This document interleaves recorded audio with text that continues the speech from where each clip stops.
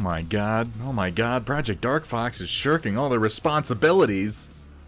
It's just gonna be pure fucking chaos. It's just pure chaos.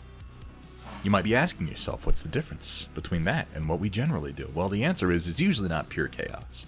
We maintain a pretty steady 80-20 ratio. Chaos to shenanigans. There in theory should be fewer shenanigans with Project Dark Fox gone, and thus a higher concentration of chaos.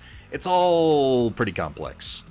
It's all pretty complex. I've been thinking about getting Goobertown Hobbies to do a little breakdown of our chaos shenanigans mixture, but you know, add that to the list. Add that to the list of shit that I need to do. Folks, how are we doing tonight?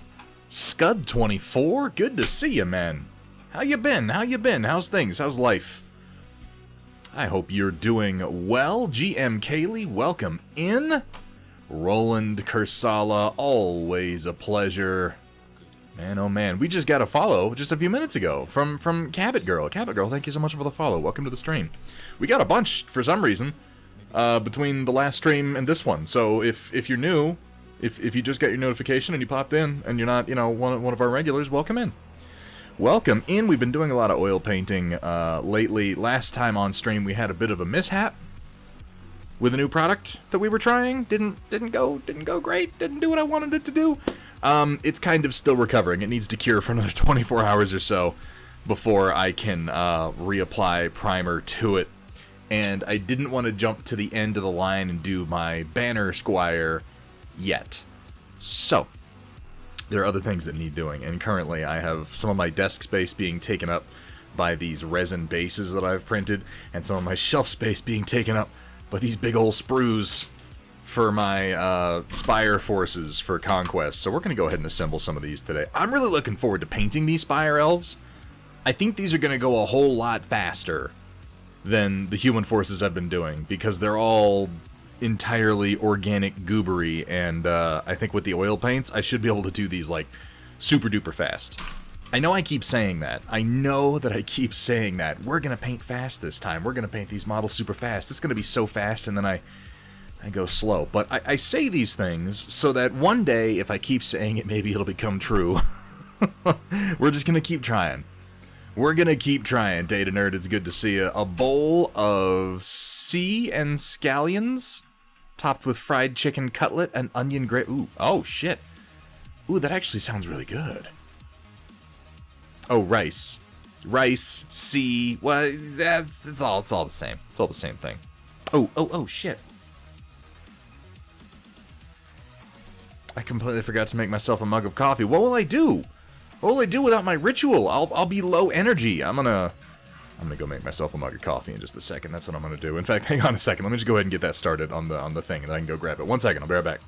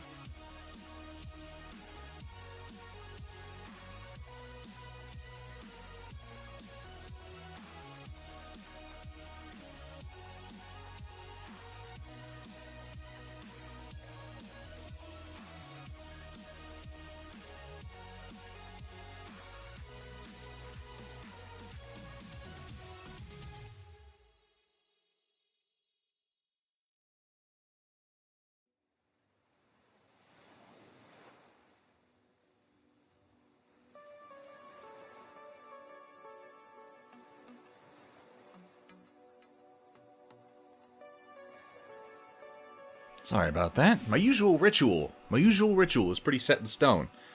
Usually, I start the stream, I start my timer, I get up, I get a mug of coffee, I fill my water bottle, come back, I sit down. Usually I've got 30 seconds to a minute at that point. I just completely forgot to do it today for whatever reason. It's been a weird week. It's been a weird... God, it's just been weird lately, hasn't it? It's been a weird couple of years, and it was a weird 5 years before that. I'm starting to think that shit's just gonna keep getting weirder. But you know, I'm okay with that. We can get weird too. We can make that work. Dinner consisted of 3 ingredients: shrimp, fry, and rice. Ooh, that sounds delicious though. Been so heavily disrupted for the past 6 months, it's almost like the disruption is just sort of how I am.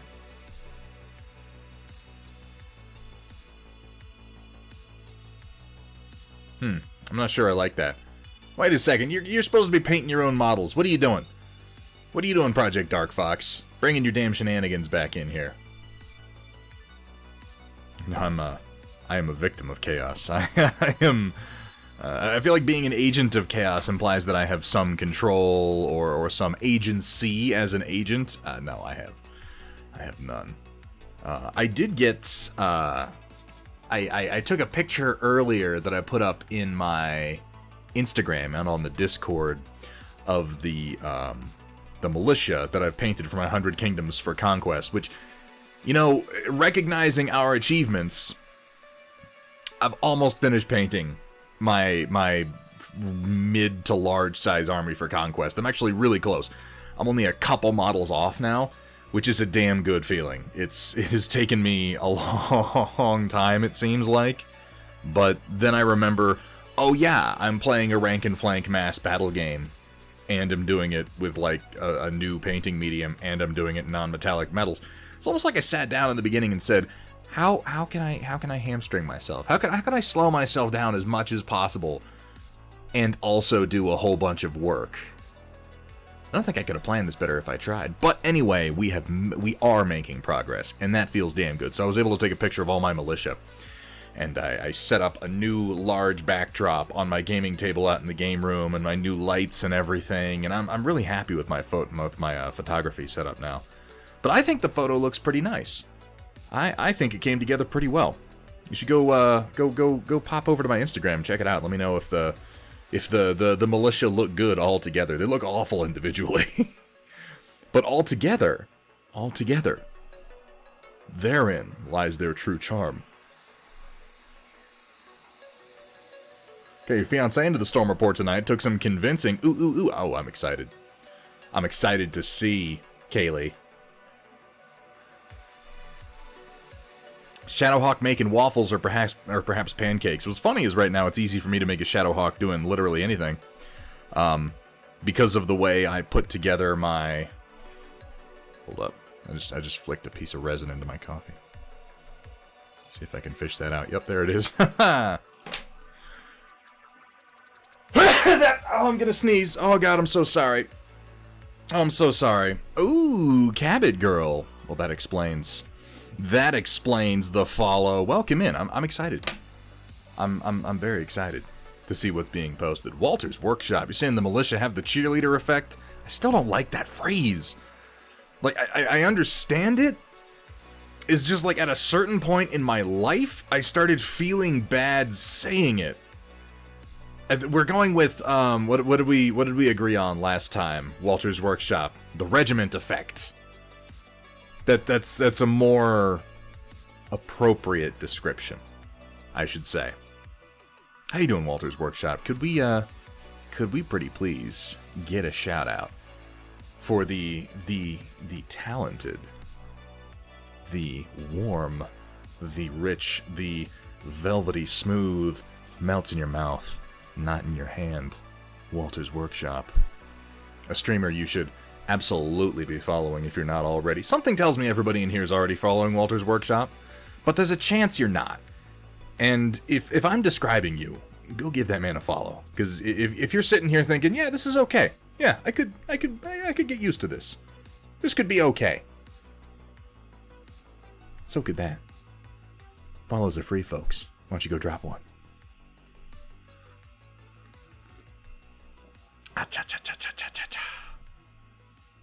Oh my god. Kursala, would you mind doing that shout out? Pretty please, if you have a keyboard next to you. So this is honestly something that my mods have me spoiled really bad, because it's a real pain in the ass for me to get a keyboard where I'm sitting right now with the way my office is set up. I should fix that. I have a desk here, I could like mount a keyboard so I could pull it out, you know, just like slide it out into position and then use it, but like I said, they've got me spoiled. Oh, no problem at all. Thought they could use more cowbell. Well, thankfully they don't have a sickness, but they could still go for some more of that cowbell. Ooh, oh, that's a good idea, actually. Not cowbell specifically, but doing some cows, doing some cattle, you know? Just for some, like, terrain. Like scatter terrain, have little cows in, like, a field. That would actually be kind of neat. Some farmland terrain. That's what I need, is more projects. Absolutely. May melt in someone's hand. Well, we're going to have to check your formulation then, Walter, because that's unacceptable according to corporate. I'm glad you like him, Dino Man. There is no cow level. I remember the first time. The first time I went into the Diablo II cow level. I just laughed my ass off at I just loved that it was the developers with a microphone just saying moo. So you'd kill a cow and he'd go moo, moo, moo, moo, moo. That shit was funny. As someone who loves 3mm, railroad people are a lifesaver. Kaylee, I swear y'all are out of your mind. I go down to 6mm, I'm like, this is so small, no one does smaller than this, and then someone has to come out like, 3mm. At that point, human beings they're 3mm, they're fucking tiny.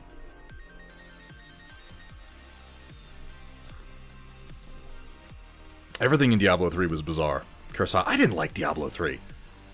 I didn't like Diablo 3 at all. I picked it up when it first came out, I played it for a little bit. I know that it had a lot of problems in the beginning with the auction house. There was some bullshit with the auction house and real money. I didn't even interact with that at all. I just didn't like the style of the game. It was really cartoonish. And Diablo 2, while being obviously animated and drawn, had a really, like, gothic, dark tone to the whole thing. The way that it was lit, the way the character animations were drawn, everything was done by hand. It was... It followed the visual style of the first Diablo game. You know, it was a logical next step. And Diablo 3, everything was like... It was like, well, World of Warcraft had been really popular, so they took World of Warcraft and turned that visual lens back on Diablo, and you wound up with everything being really brightly colored, and there was no hand-drawn anything. Everything was all 3D models, and it was all like really floaty and really exaggerated like it was in World of Warcraft. It was not... It just wasn't for me. I could tell that before I got even through the first act. I was just like, this doesn't feel like a Diablo game to me at all. And so I just stopped playing it, and then as I sat back, it had like numerous other problems on top of that. RIP Blizzard, I guess is what I'm trying to say, folks. They were good. They were good ones, I swear. Ion Raptor Designs, how you doing, man? Theodiner, thank you for getting that shout out done. Ion Raptor, how's life treating you today, man?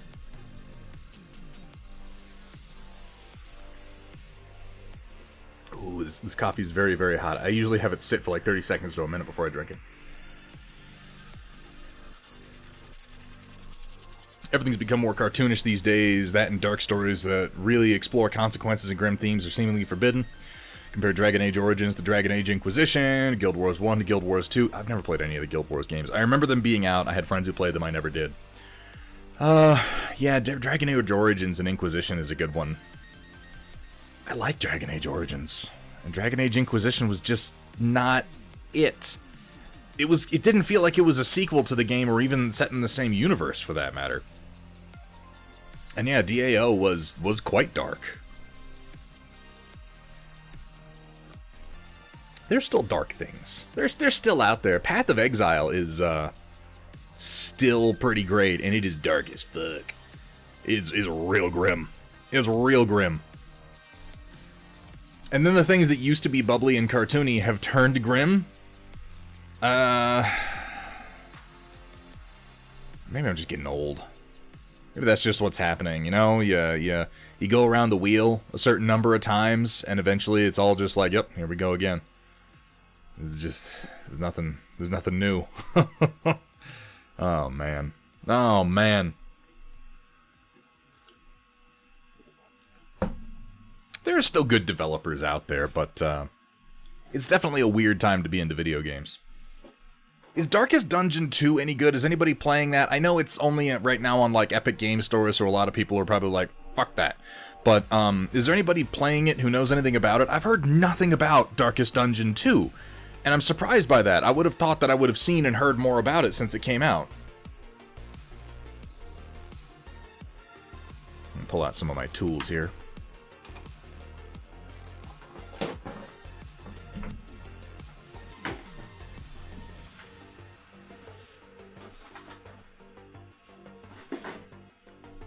Oh, I've played Disco Elysium and I like it. Yeah, Disco Elysium is a good time. Brigador was another really good kind of indie title with kind of a dark, really opaque storyline and an awesome soundtrack. Brigador is a lot of fun.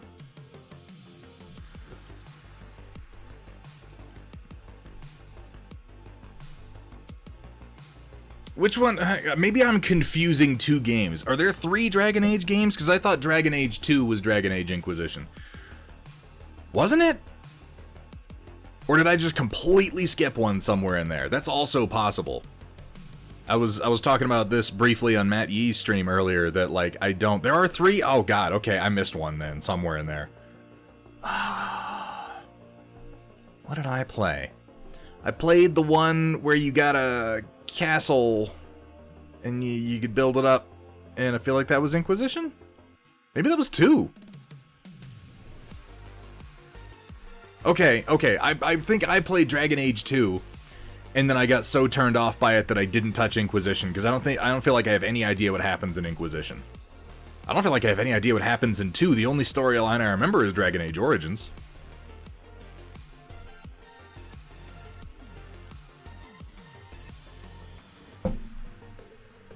Oh no, Wombat, I'm there with you, man. I'm very much there with you. That happens in Origins and Inquisition. Well, it definitely wasn't Origins. So maybe... Wait, did I play Inquisition but not 2? Hold up. Okay, wait. I'm remembering now. In Dragon Age 2, you play a specific named main character. Is that right? And then in Dragon Age Inquisition, you get to make your own character, and you get to build a castle, or you get like a decrepit castle and you have to build it up. And you go out and you do missions. Okay. So I didn't play Dragon Age 2, and then I did play part of Inquisition, and then I stopped, and I've never looked back. This is an accurate breakdown of my experience with the games. I enjoyed all 3 Dragon Age games. Well, good for you, Skull Fairy. You just have to come in here and be a fucking contrarian, huh? By the way, how's it going? It's good to see you.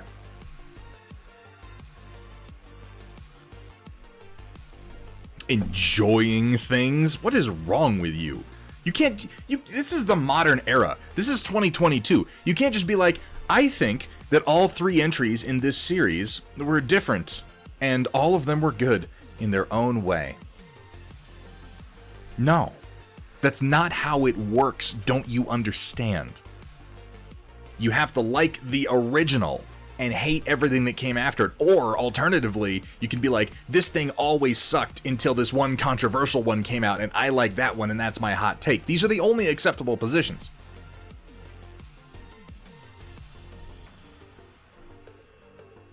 Oh, we broke that scale a long time ago, Shock.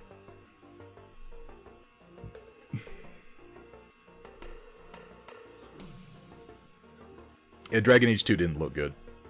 What's the last thing BioWare did at this point? I was saying this on Matt Yee's stream. I just like, I'm out of it on games these days. I can't bring myself to play any one video game for any extended period of time. The closest that I've gotten to, was it Anthem. Andromeda before that, yeah. There's a hot take for you. I liked Andromeda. I don't think Andromeda was anywhere near as, like, Andromeda got totally bombed when it came out. It got review bombed hard. And yeah, it had some glitches. It had some glitches there in the beginning. It had some nasty visual glitches, and it had a couple of bugs. But it was a lot of fun. And it kind of brought the series back to its roots in Mass Effect 1, but apparently everybody other than me thought Mass Effect 2 was way better than, and Mass Effect 2 gameplay-wise was better than Mass Effect 1, but storyline-wise, I thought it was a major downturn. Ugly-ass characters, you're not looking at most of their faces all the time anyway, Dino Man. I don't know, I enjoyed the game. I thought it was kind of more lighthearted and interesting and kind of out there. It reminded me of the feelings I had playing Mass Effect 1, where I was like, this is like Star Trek, but a little bit more grounded. And then it became Star Wars, and I was like, oh shit. And then Andromeda was more Star Trek-y. Yeah, it was still very shooty and action-packed, admittedly, but then, you know, it's so Star Trek these days.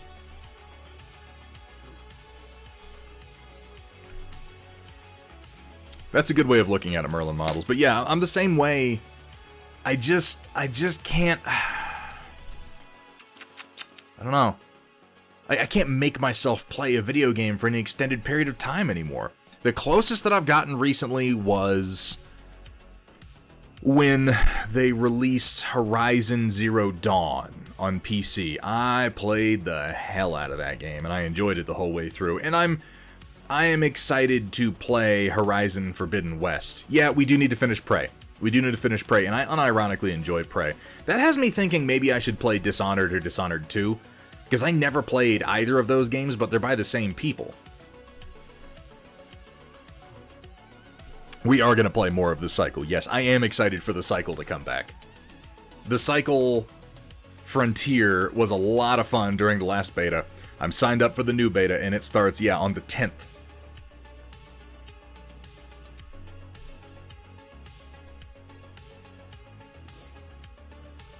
How you doing, Noah? Just bought Zero Dawn and they broke it with the last patch. Really? Grass goes nuts and makes it unplayable. I mean, that would. The grass is one of the most important mechanical features in the game, weirdly. That sounds strange to say, but when you play it, it makes sense. I really, really liked how they implemented that whole, like, you need to know where to hide. It's always something that's red. Red bushes, red grass, red whatever. So the landscape looks very natural, but at the same time relays information in a meaningful and helpful way. I could never get into Warframe. The storyline of Warframe seems very obtuse. I never really picked it up. I feel like if I played it more, maybe I would have, but I didn't want to, so I didn't. I'm sure they'll fix it, Ion Raptor. I'm sure they'll fix it. It's a very popular game. It's really not, isn't it? I had no idea. I played Warframe for a little bit, and I had no idea what the fuck was going on, or what I was supposed to be, or... I got the feeling that I was being projected into a body or something, but that's like the most I picked up. And I'm sure I picked up more of the story than that at the time, but it all just went right out my head as soon as I stopped playing. There were 2 titles with the name Prey, yes. There was the old 2004? 2005? Something? I don't remember what year it was exactly. Yeah. Yeah. That's the one. You start in a country bar, you play a Native American dude, you get sucked up into an alien UFO, and you have to fight your way through using, like, spiritual powers and telepathy and shit. That was the first Prey. There's a story behind what wound up happening that was essentially... I want to say Warner Brothers. I don't remember if it's really Warner Brothers. I think, yeah, Zero G Combat, too. I think Warner Brothers was the production company on that, and they're also the production company on Prey from 2017. And essentially, they just, like, owned the name, and I guess they told... Who is that? That's not Respawn. Is that Respawn? Arcane. It's Arcane Studios. They told Arcane, hey, use this name. Because it's like they owned it, and it hadn't been used for anything for a long time, and they figured that would get just a little bit more of a marketing bump, like people recognize the name, even though it has literally nothing to do with the other game named Prey. So they were like, yeah, call it Prey. And they did, even though, again, Prey has nothing to do with the storyline of the game Prey. It's... yeah, and it has caused nothing but confusion. But they owned it, and they could use it, so they did. I guess they figured confusing you into asking questions like, wasn't there another game named Prey? I guess they thought that was a net gain, marketing-wise. Warner Brothers are kind of dumb. Have you seen all the people that they've licensed their fucking Detective Comics, their DC properties to make movies? Have you seen how badly they've failed over and over and over again? Warner Brothers has a real problem with disconnected bean counters making decisions to do with entertainment.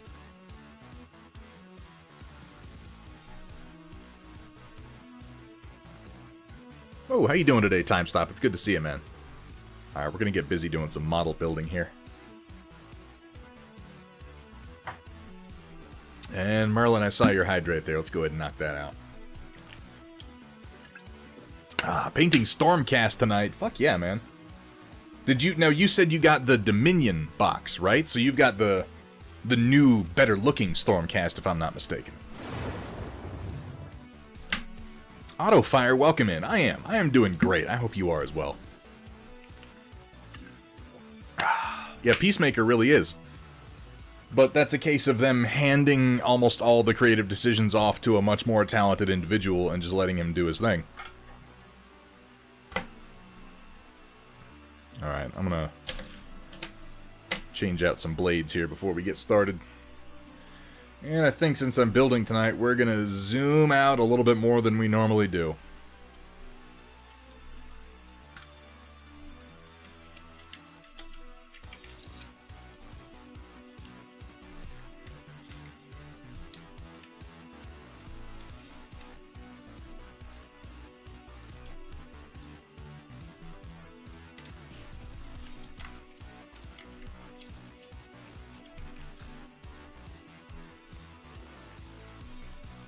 I could make a hysterical Elijah Koo. I like Elijah Koo. I mean, I don't, you know, it's one of those characters, nobody likes Elijah Koo because he's a horrible piece of shit, but I like Elijah Koo in the sense that I like any good villain. Elijah, he's not even that good of a villain. He's kind of... he never had great motivations for doing anything that he did except for being angry and bitter and petty, and I guess you could argue that he was just reacting to the same stress that all the other ghosts were in a very different way. He did lose his home planet, after all. Exactly, Merlin. He was written well enough for me to hate him, which I think makes him a pretty decent villain. Got a little container full of old blades here. Oh man, I don't change out my curved blade.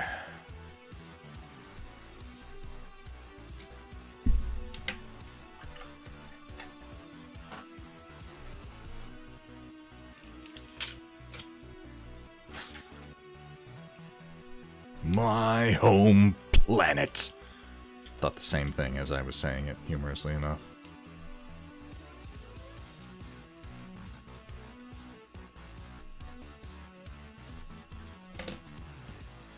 Good old bucket of rusty knives. Yeah, this is my, you know, someone breaks into my office when I'm streaming, and they, like, got a gun. I'm just gonna take this and fucking, right in their face. And they'll be like, ah, tiny cuts and tetanus, and then probably shoot me anyway. But they'll have lockjaw later, and that's, you know, who really won there?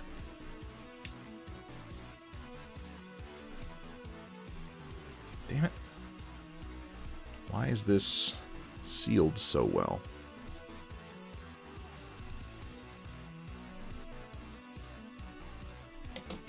Hey, what's up, Mafik?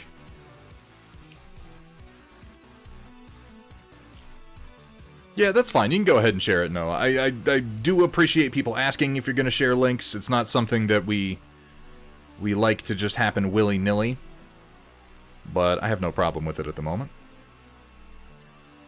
And that's really just because that is something that can rapidly be... It can be used by bad faith actors to do nefarious things. And it's easier to just not have them than it is to police each and every one of them. But you can always feel free to ask. Oh, it's because it's taped. Oh, I thought that was just a sticker, but it's taped. Whoops. Here, hang on, let me see what we got here.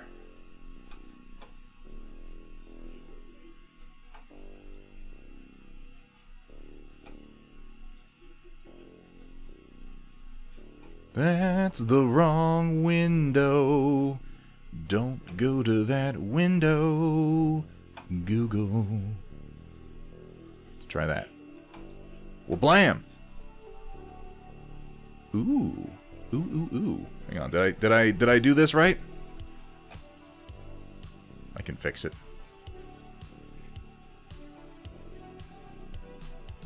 Just gotta tell it the right window to grab, and that'll be this one.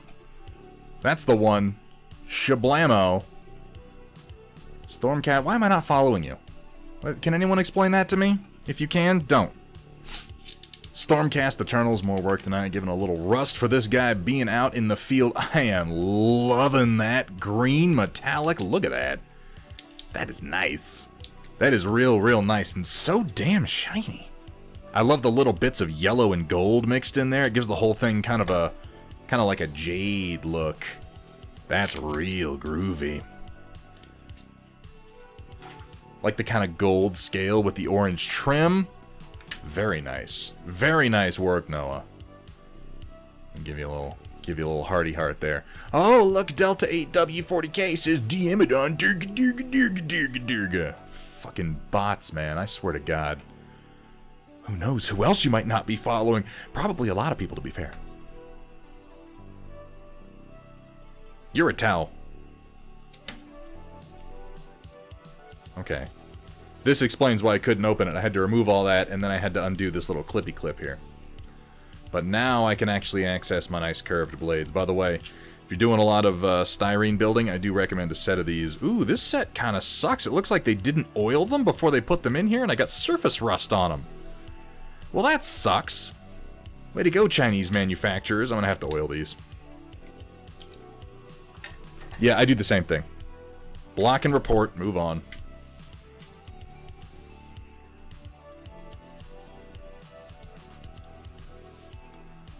Though if you... This is my answer, or this is what I was using before Citadel released their little mold line removal tool. This is better at it. Just a curved X-Acto blade. More fuel for the tetanus bomb! Oh, that's quite the smell it's got at this point. It's in there with, like, the remnants of old... And you can see on the side where it's oxidizing along with the sandy paste. This is like some shit you'd see in one of the Saw movies.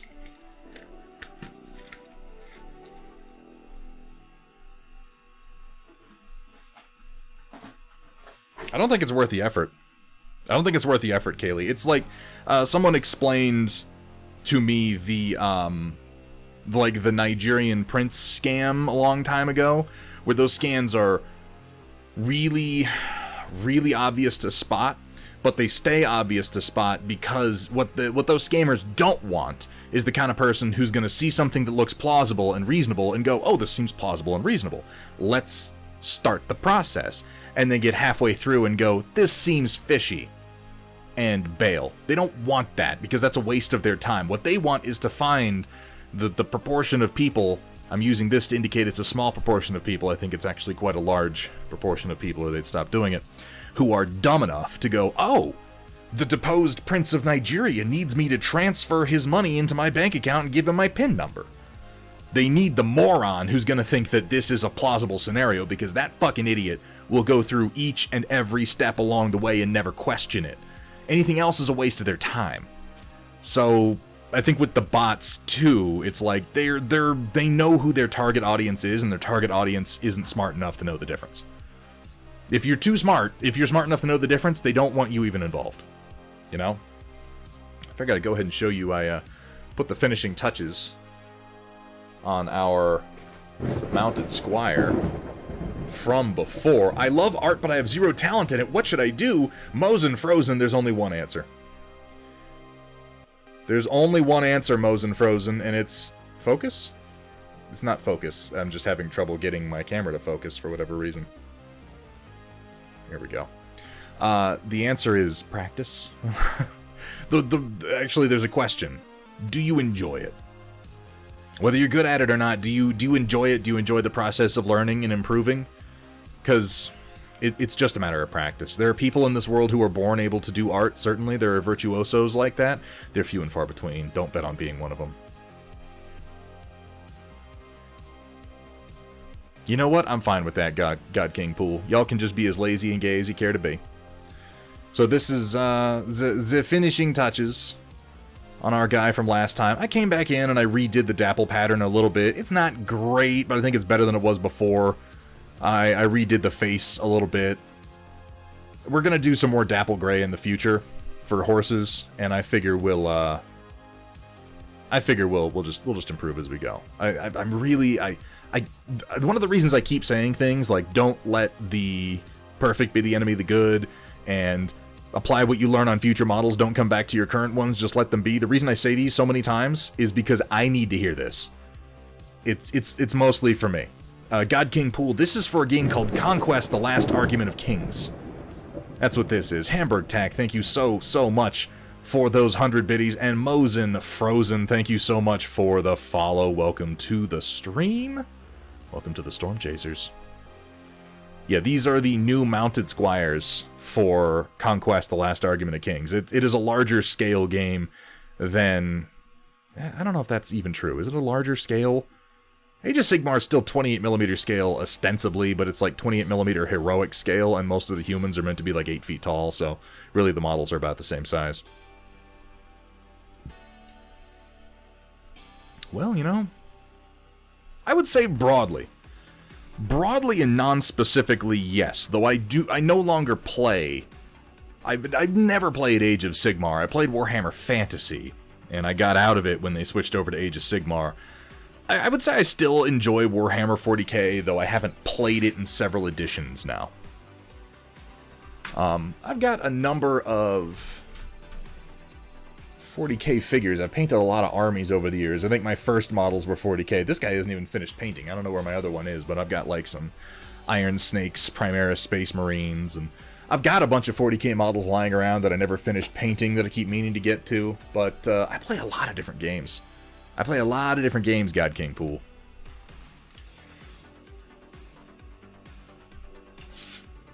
Alright, I've got multiple sprues here. We're gonna start with just one of them because they're identical sets.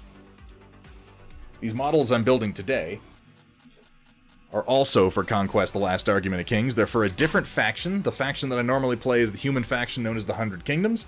This is the biomantic elf faction known as the Spire Elves, and I've got my 3D printed bases I'm going to be putting them on.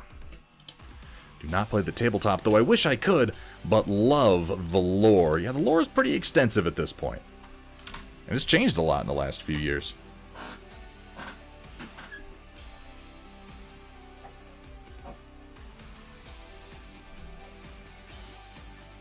But yeah, I mean, at this point, Warhammer 40k has enough kind of spread across different media that you can be into it without actually playing the game, the original game, that is. There are lots of video games and stuff set in the universe. So glad people reinforced the need for Aaron Dembski-Bowden to you. He's a really good writer, and his conversation with Dan Abnett have improved his writing further. Yeah, I'm gonna have to dig into this. Have I ever played Warmahordes? I have. I hated that game. I think it's I want to say I think it's a good game. I think that kind of goes without saying because of all the popularity that it gained before it kind of lost a lot of it. But it was not my game.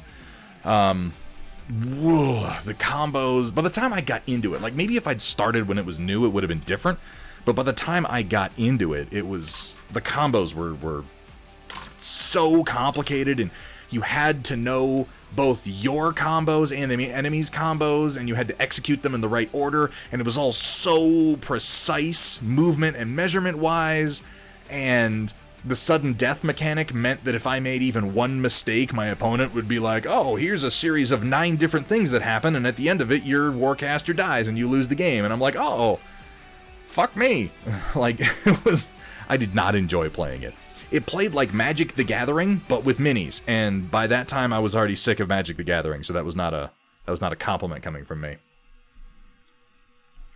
Oh, that's unfortunate, Ion Raptor. Seems like a lot of writers get that way.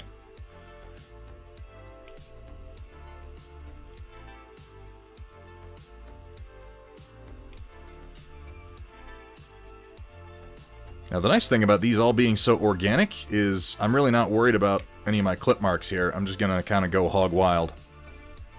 Clip out everything, and then sort it out after. I'm really looking forward to painting these Spire Elves, because they're all so sloppy and gross looking. I think the oils are going to make a really easy job out of this.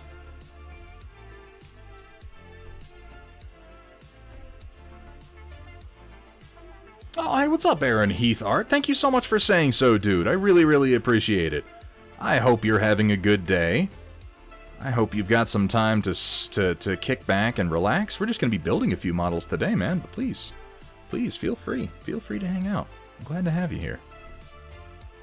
Fell down a wormhole about figurine materials and missed the start. Devolvio, welcome in. That's right, we were talking about Sciorez.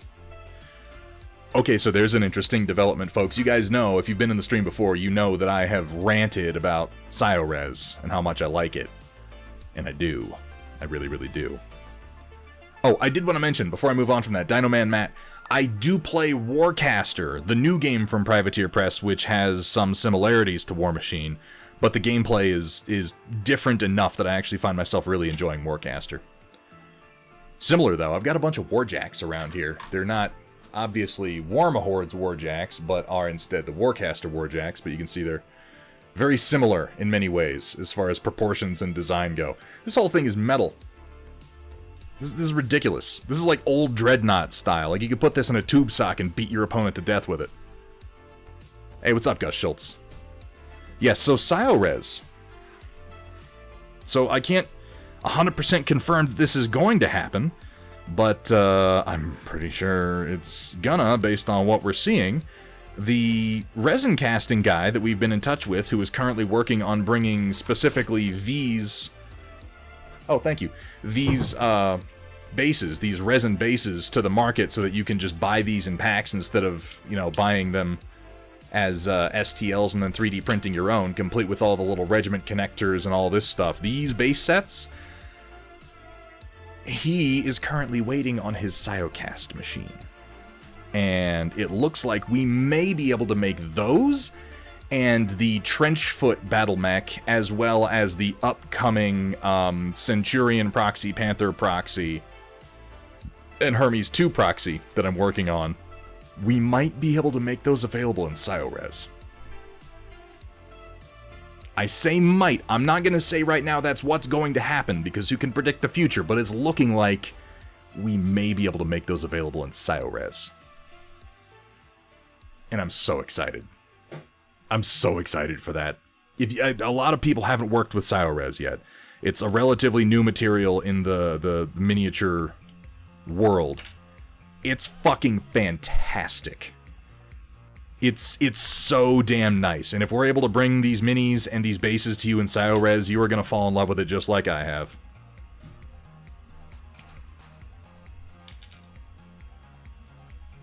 People got confused when you said putting a Dreadnought in a sock. No, that's how you used to make your displeasure with a game of 40k known. You take your Dreadnought or your Wraith Lord or your Demon Prince and you drop them into a tube sock and you start spinning. And then people clear the hell out because that's like a nuclear weapon.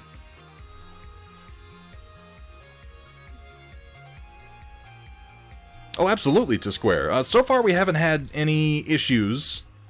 I've had to make a couple of adjustments, and we had to redo one of the base sets so that it would be okay for molding and or casting and molding. Molding and casting, I guess, would be the order. But so far everything's working well.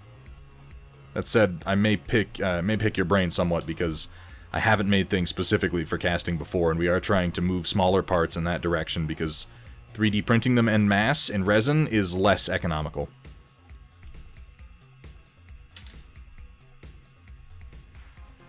But what about Whitworth? Let me get through the ones we have right now, and then we'll talk about Whitworth, huh? Hold up, is this arm different than the other ones? I don't know, we'll sort them out in a minute. How much is a ScioRes machine? I couldn't say the dollar value offhand.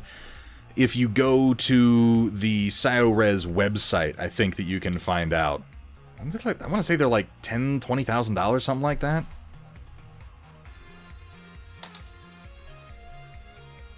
It might be less than that. Maybe I'm misremembering. They're a hefty chunk of change for an industrial machine, though.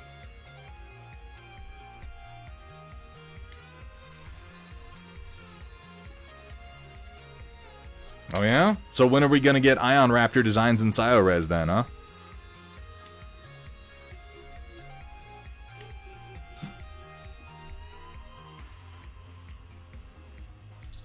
We got the Monster Fight Club Wolfhound 2C and it's in Sciocast. Yes. I am really excited about that. I could not be happier with the fact that CGL has moved away from fucking Creative Juggernaut and their weird outsourcing bullshit and to Monster Fight Club, who are a semi-professional group of dudes who know what they're doing and who are working in Sciocast. I didn't realize Monster Fight Club was working in Sciocast and ScioRes. I found that out and then I realized that, oh, they're the guys who are doing Cyberpunk Red Combat Zone, which I pledged a shitload of money to. I didn't realize that the Combat Zone minis were all going to be in ScioRes, and I went from like kind of excited and like, oh, it's gonna be cool. They're like Cyberpunk minis to like, oh fuck yeah, we're gonna paint some Cyberpunk minis. I got my radiant oils. I'm gonna get some fluorescent oils. We're gonna go full Cyberpunk fucking madhouse on this shit. I want to do like graffiti on the backs of jackets. I want to do bright magenta mohawks. I want to do glowing fucking eye visors. We're gonna go crazy. It's gonna be great.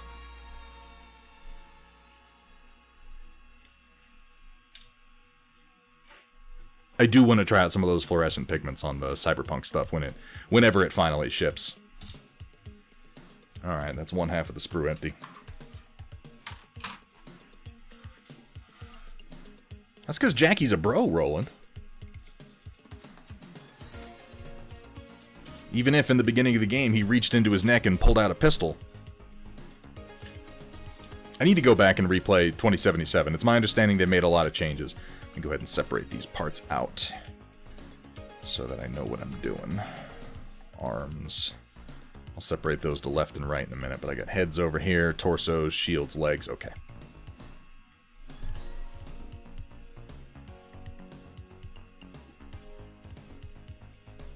Thinking of getting some epic on the resin printer with Battletech stuff. Space is getting tight. That's always the trick. Standard industrial injecting molding presses, hundreds of thousands. Okay, so Sciocast is significantly cheap. Well, that's the thing. That's the thing that we have to understand.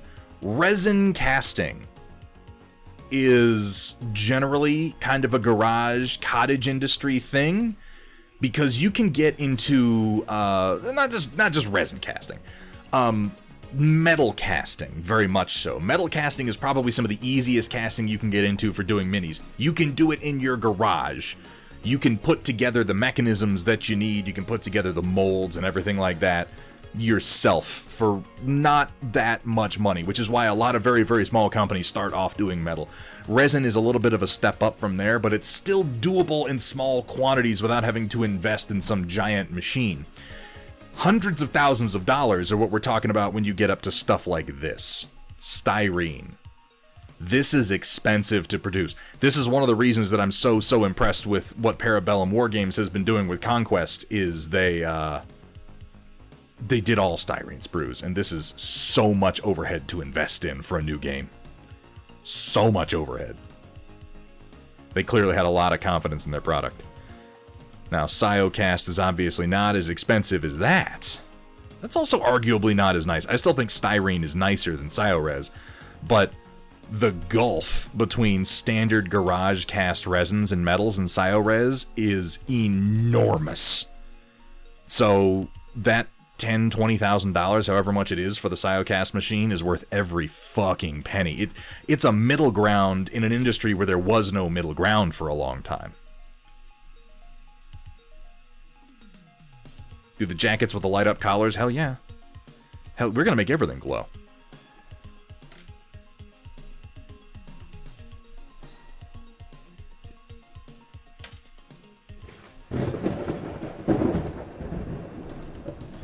Olthun HS, thank you so much for the follow, my friend. Welcome to the stream.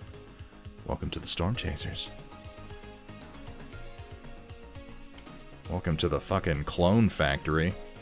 God, these models are so weird. Welcome, everyone, to Thunderhead Studios, This is where important. the only rule is... Please don't show me your genitals. Please don't. have fun, be safe, and above all... Don't show them to me. Don't do it. For the love of God. Don't do it.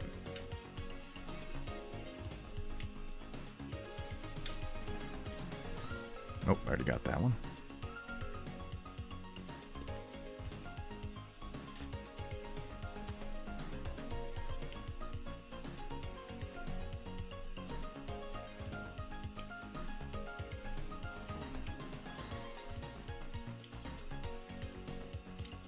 This is what I usually try to do when I'm doing big sprues where I'm cutting everything out, is just do everything from one direction and then change how I'm holding it and do everything from the other direction.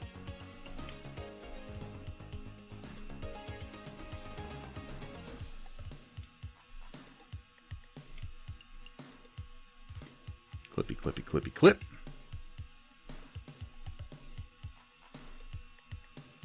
Folks, have y'all watched a show called Britannia? I wonder. Because I don't think this is a show that I've talked enough about. I don't think this is a show that I've pushed enough. I love Britannia. It was... Who did the first season? The first season was done by somebody like Showtime, I want to say. And then it got picked up by Epix, or maybe Epix was always producing it. I can't remember which.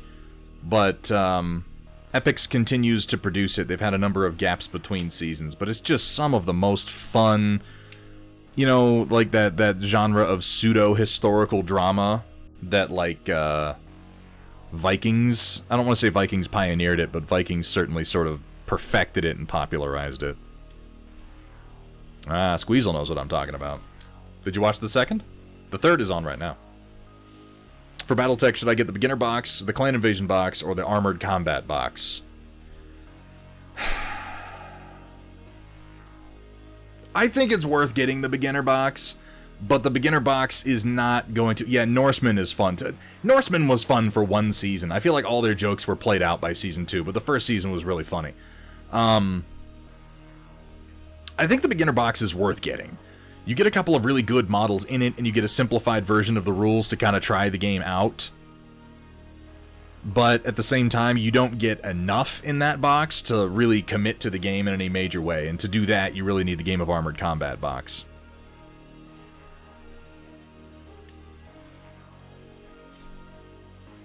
And I can't recommend just a Game of Armored Combat because you won't get a Griffin and a Wolverine. You'll get a Shadowhawk, but as much as I love the Shadowhawk, it's a piece of shit compared to the Griffin and the Wolverine, and the Griffin and Wolverine models are really nice. So I would recommend both. Yeah, the Armored Combat is the most necessary box. I would agree with that. I would definitely get both of those and get Clan Invasion later if you decide that you want to. A year! A year, Dark Traveler! God, I know the feeling, man. How you doing today?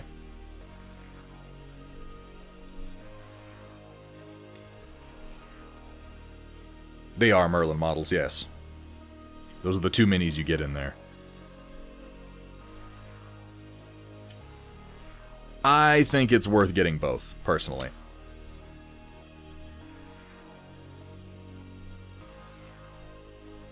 Oh, not at all. Far be it from me to be like, why hasn't this person done the thing yet?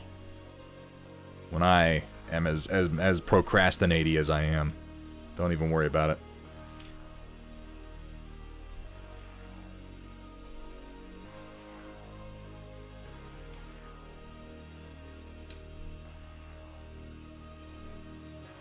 Miss anything? I think that's everything. Heads, arms, legs, shields, spears. Okie dokie. Let's do a little cleaning.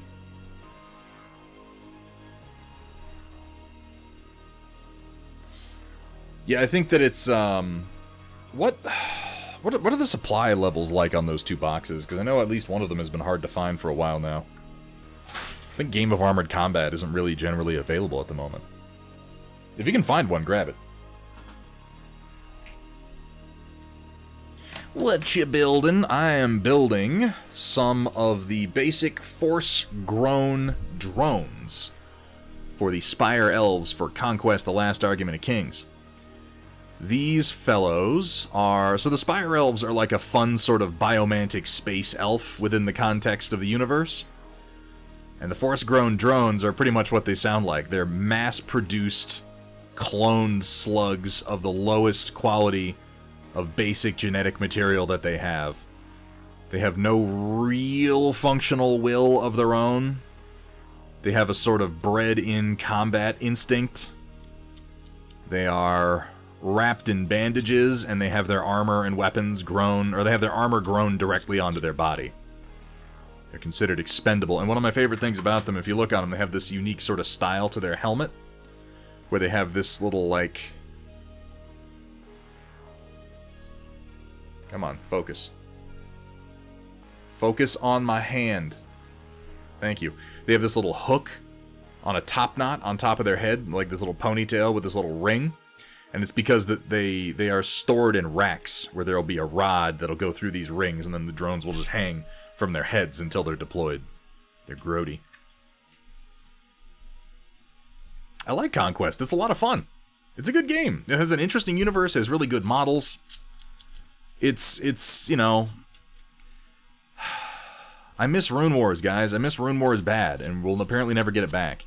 You're probably going to see me painting some Rune Wars here on stream at some point, because I've still got a bunch of models for Rune Wars that I never painted, and I'd rather paint them than throw them away, because I really, really love the game, and it's still playable. We'll just never have new units, that's all.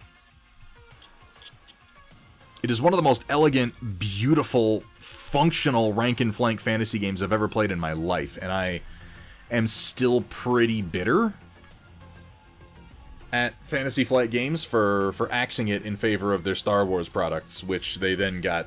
They then bailed on and gave over to Atomic Mass.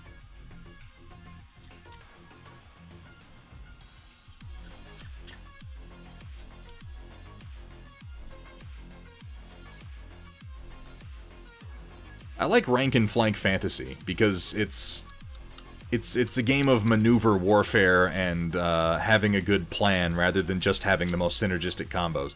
You can have super synergistic combos in rank and flank, but if you can't maneuver yourself into position to utilize them, they might end up meaning nothing.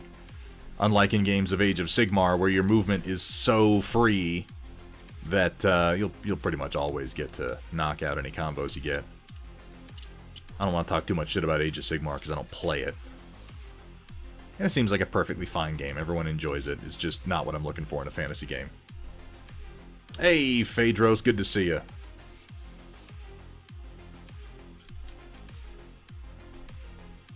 Yeah, Asmodee pretty much took it away from him. Which was not fair, in my opinion. Well, it's not really clear.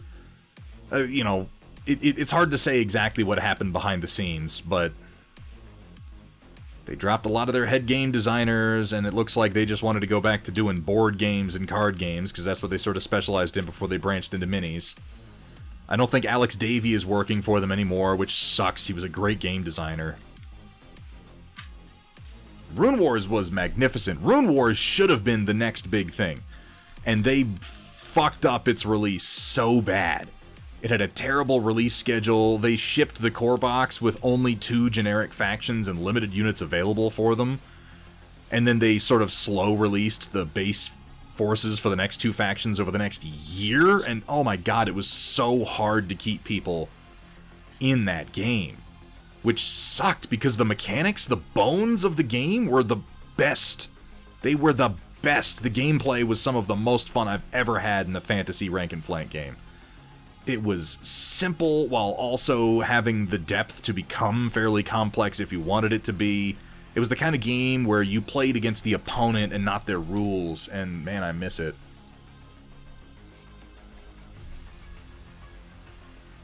How's that project coming, Phaedros?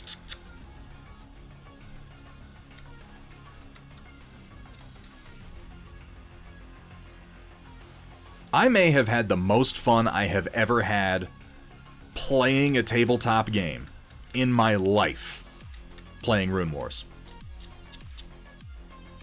And we even got a pretty good community going down in San Antonio. We had like 15 people showing up regularly for games and playing leagues, and just, we couldn't sustain it. The releases were not fast enough. People kept saying, well, I'm going to wait for the next faction. I'm going to wait for the Desert Barbarian faction. I'm going to wait for the Elf faction. And they took so long to come out that by the time they did, people weren't interested anymore. They were well designed. The minis were nice.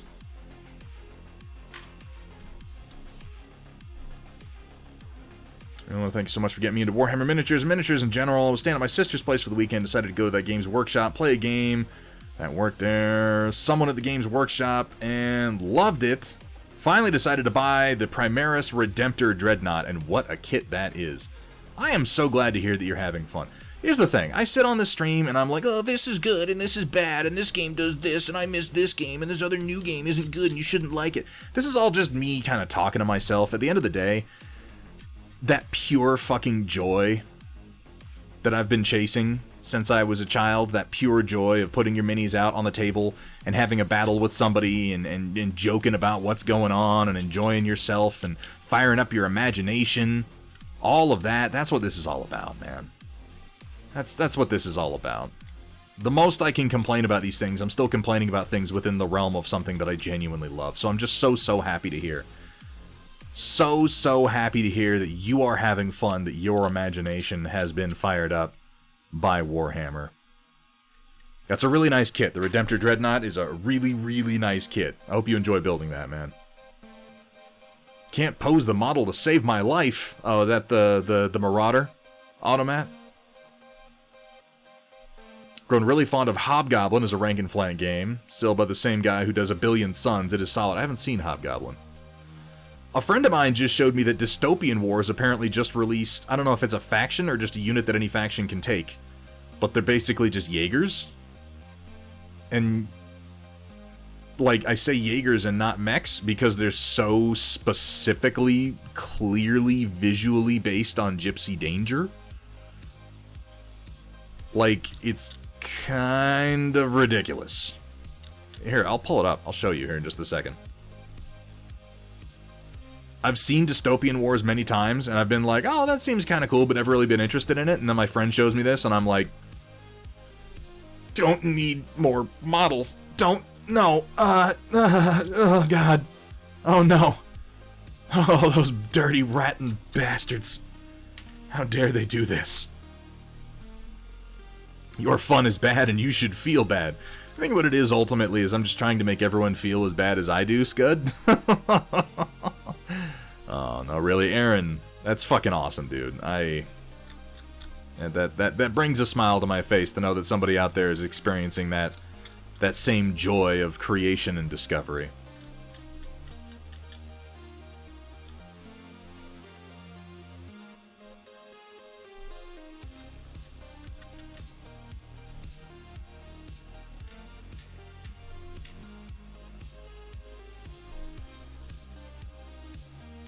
Hell yeah, Aaron Heath, hell yeah.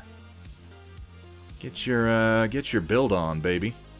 Before long, you'll be like, oh, I can use magnets, and then I can use all the options, and all I have to do is become an engineer.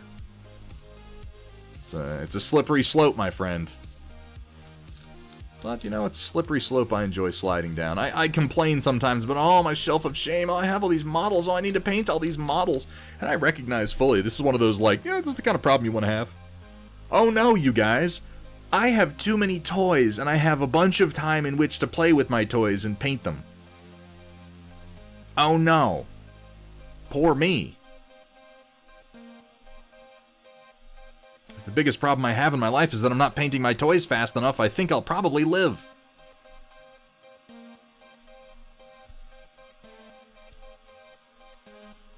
And I can print more toys. God, don't remind me. All my printers are going right now.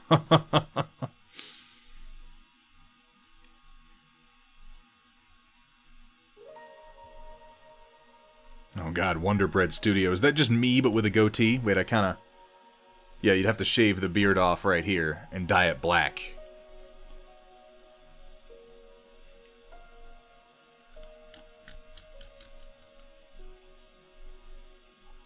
Recently started painting minis. Used to paint model planes when I was a kid, but after I paint my first mini, it felt great to be back at the hobby. It is... And you know, it's one of those things, too, where it's like, if someone says, should I get into this hobby? I always just tell them to try it, because it's not one of those things where I can give you a list of reasons you would enjoy it. I really feel like it's just something where you pick up a mini for the first time, and you like roll some dice and move it around, and then you put you try putting the paintbrush to it, and it's just a question of, does this excite you? Because it will or it won't, and if it does, it's so much fun.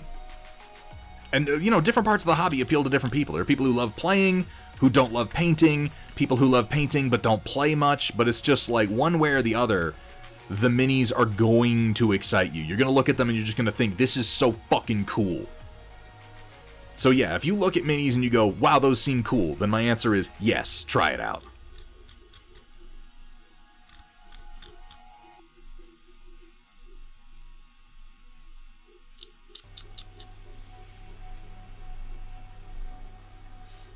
Oh, Hamburg, thank you for the reminders. Ah.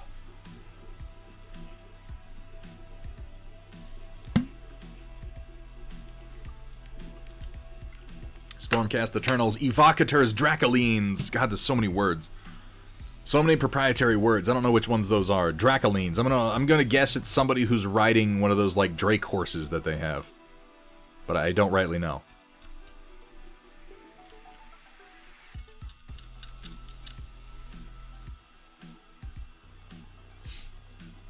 Definitely something I'll be happy to spend my money on. Well, you know, and I figure this hobby can be expensive, but at the end of the day, you're getting something out of it. If you spend a bunch of money over the weekend unlocking loot boxes or fucking, you know, whatever for PUBG or Fortnite, you don't, like, you know, you might have fun, but you're not getting anything physical out of the deal. You're not enriching yourself very much either. Arguably, you're becoming better at the game.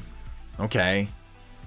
I guess there could be an argument made you're, like, improving your reflexes, but that's one of those, like, I'm really desperate to believe that my waste of time is not a waste of time arguments. With this, you're getting something physical, something that you can theoretically resell that does have some value, depending on what you do with it. And you're indulging in artistic and creative endeavors. You're enriching yourself as a person on some level. I think that's worthwhile. Elden Ring has bitten me hard. Everybody seems to like it. Is Elden Ring an actual sequel to Dark Souls? Is it set in the same universe? I don't ask that because I know anything about the Dark Souls universe. I just know that the Dark Souls universe is obtuse as hell. I agree. Phaedros, I agree. I want to do the calculations myself. Screw the computer. Unless we're talking about the, like, LRM hit chart and Battletech, in which case I'll let a calculator do that.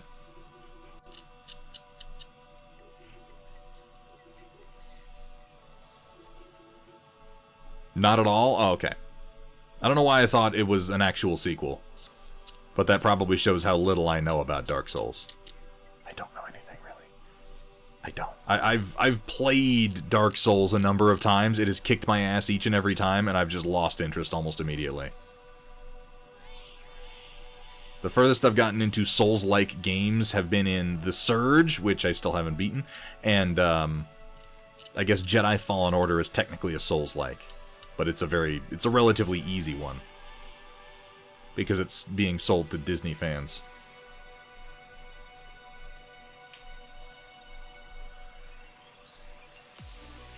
There's nothing wrong with that. I don't mean to say that you can't spend your money exactly the way you want to. I'm just saying you spend your money on this, and you got something you can hold at the end of the day. Something you can really be proud of. Dark Souls isn't, as far as I know, set in the same universe as Dark Souls. You could be kidding or totally serious, and I would not know. All I know is that to experience the story of Dark Souls, you have to, like, really, really give a shit and pay close attention, and no. I can appreciate the way in which those games were written, same for, like, Bloodborne, but I do not have the patience.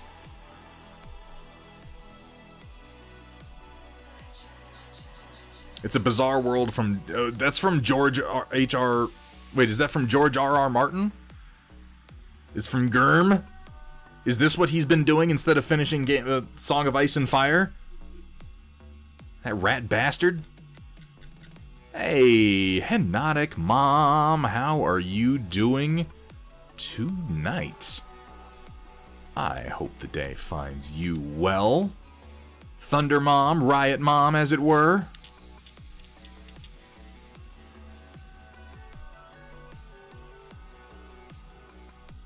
Mr. Opinionated is being well opinionated. Goo. How you doing, Lady B? It's good to see you.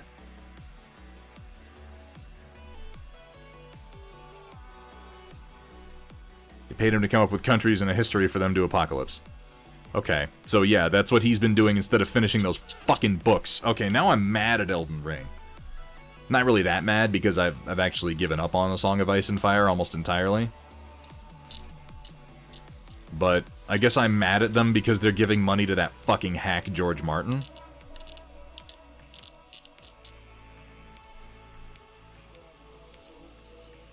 I haven't. I found out that I can actually return it.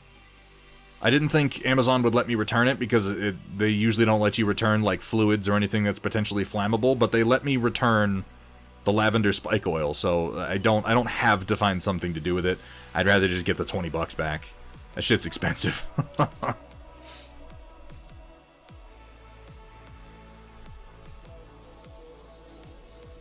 And I used so little of it. I used like a few drops. Oh, that's perfect then. Alright, there's the heads done. Let's do the legs.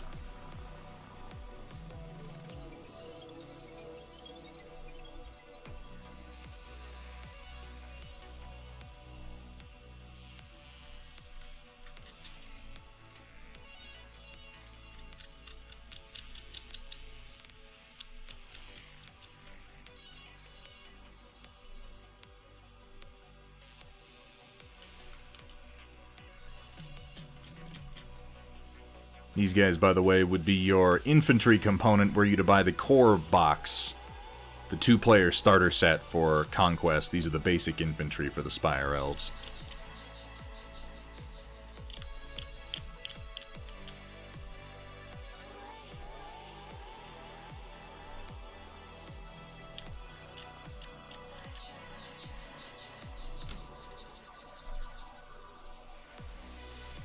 So here in the near future... the relatively near future, we're going to be shifting back to sci-fi to, as I mentioned, paint those Scio-Res Cyberpunk Red Combat Zone minis. I say near future, I'm not sure exactly when that Kickstarter will fulfill, I just know that they're in production now. I think they just finished the last sculpts they needed for production like last month or something like that. So it'll probably be a little while, but ramping up to that, you know what I've got? I've got a bunch of Maelstrom's Edge figures that I need to do. And here as soon as I get through some of these Spires figures, I'm going to need a break from fantasy. So I'm thinking we're going to dig into some Maelstrom's Edge, which will be robots and space cultists. This should be fun. Here, I've got a couple of the custom modded Karist Enclave troops here that I did. Which, this is not actually a standard figure. This is a figure modded with some of the custom pieces that they released as part of an upgrade sprue to make this guy into a Praetorian. You can see I built him and I started painting him like 3 years ago and never finished him. And I want to come back to him with oils because I made this little energy blast here with green stuff, and I did the little lightning bolts using a piece of thin wire. This is going to be perfect for the new paints that I've got, for the oils, because you can see at the time I was like, I want to do like a purple glow, but I wasn't sure how to do it. And now I'm much more confident approaching that. So I think we'll go ahead and dive into doing some of these guys. I think they'll be pretty easy to do in oils with a fairly simple paint scheme, and then just do most of the work on things like the glowing energy blast here and some OSL on the armor. And I got this other. These were my 2 Praetorian Guard that I built for my Karist Enclave guys. The standard staff that they come with isn't double-ended, but I liked the idea of it being double-ended more, and I did the little lightning bolts out of wire yet again.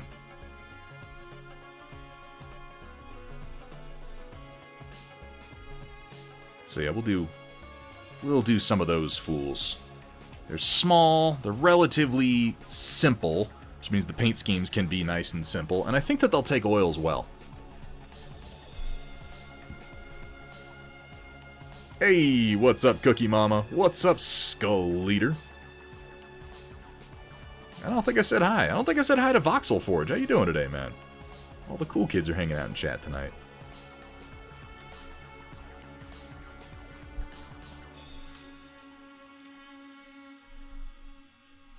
There's the Karist Enclave. Well, I'll tell you, there's a new faction. There are 2 new factions from Maelstrom's Edge that I hadn't bought any new models since they released, but I want to pick up. One of my favorite concepts for a faction just got a new model, and they're probably going to be my first order from Spiral Arm Studios in a while to pick them up. They are a force called the Atarian Remnant, and the basic design concept for the Atarian Remnant, outside of the storyline of the universe, seems to be the movie Marines. You know, how Space Marines are written in fiction, but they don't actually function on the tabletop. Because on tabletop, the Space Marines are like, you know, heavy elite infantry, but they still die by the drove. They fixed that a little bit with Primaris, but still not as much to match how they're written in the books. Because in the books, it's like, 1 Space Marine can kill 30 men just by looking at them. You read, like, Brothers of the Snake, where a single Space Marine takes on, like, a whole cabal of Dark Eldar by himself, and he's, like, deflecting splinters off his shield to hit other Dark Eldar than the ones who fire at it. Like, they're crazy. They're action heroes in the books. And the way they built the Atarian Remnant in Maelstrom's Edge is that they're all, like, they all wear these big Lorican battle suits, these huge mechanized combat suits, and they're all a bunch of, on their home ships, they function as gladiators for the entertainment of the higher-ups. They're constantly fighting for glory and sponsorships. And then in battle, functionally, where you would normally pay a certain number of points for the Karist Enclave or for the Empyrean Foundation, you'd normally pay a certain number of points and you'd buy a squad, and in that squad would have 3 models, and then you would buy, you know, I want to buy an additional model for this many points, and I want to put this weapon on this model and buy a leader model for this many points, and buy a robot to go along with them for this many points. For the Atarian Remnant suits, 1 squad is 1 suit. And you buy the suit, and oh my god, Why is my alert thing not showing me? Wazer just dropped a donation? Why is that not popping up in my activity feed so I can see the details? That's so annoying. Well, thank you so much for the donation, my friend. You guys and your contributions keep this stream going.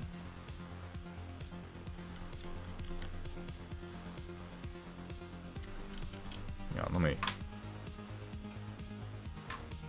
Yeah, I think I may too. Walzer, there we go.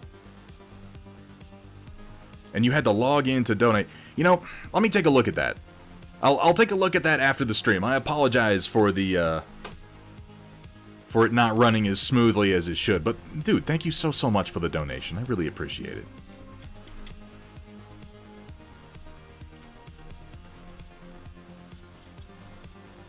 And welcome in, by the way. Hope you're having a good day, too. All the money that comes in from donations and subscriptions and what have you gets turned right back around into the stream, folks. Paying for extra parts for our Home for Wayward Paints program, updating, upgrading the stream, what have you. It keeps the lights on, at least on Twitch. Oh, you do have that option, Cookie Mama. But as I was saying, the Lorican battle suits for the Atarian Remnant, you pay the points for a squad as the same points you would pay for a squad in another faction, and you get 1 guy in 1 suit, and that is the squad. And then you can, like, buy different weapons to go on each arm, or buy different weapons to go on back mount points, or buy him a jetpack, or buy any of these upgrades to the suit at that point. But one squad is one model.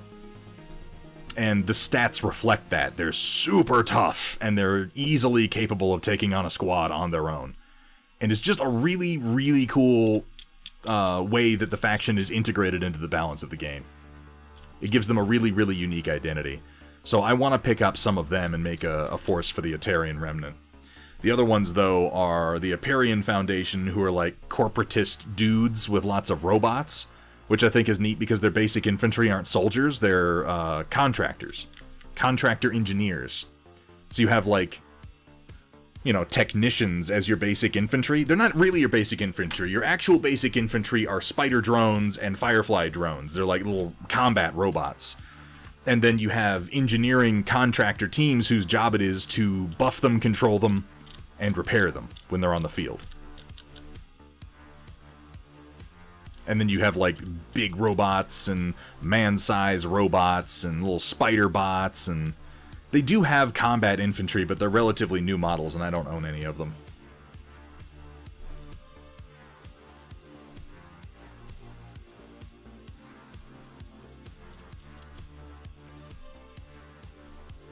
The Corpus. The Corpos? They are very corporate.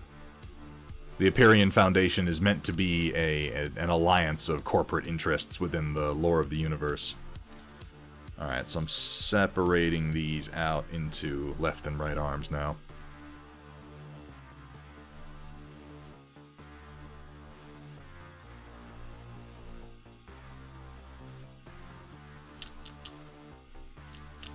It's got a neat flavor to it. I like the universe of Maelstrom's Edge, too. They've written a couple of, like, short pulp novels set in the universe that you can pick up, and they're honestly not bad.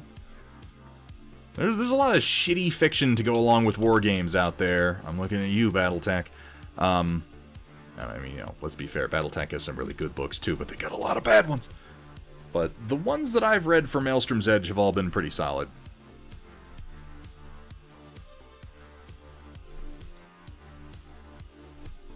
Warframe thing, basically what you just described. Oh, okay. Then I will agree with you without knowing if that's actually true.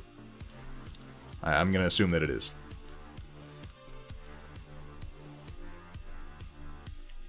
Is that Goblin Welder with the dark name? That is. Goblin Welder, how you doing? Doing some, doing a little bit of lurking there, it looks like. Can we get a shout out? Pretty please. For the talented Goblin Welder, another streamer you should be following if you're not. Welder, how's things? How's life?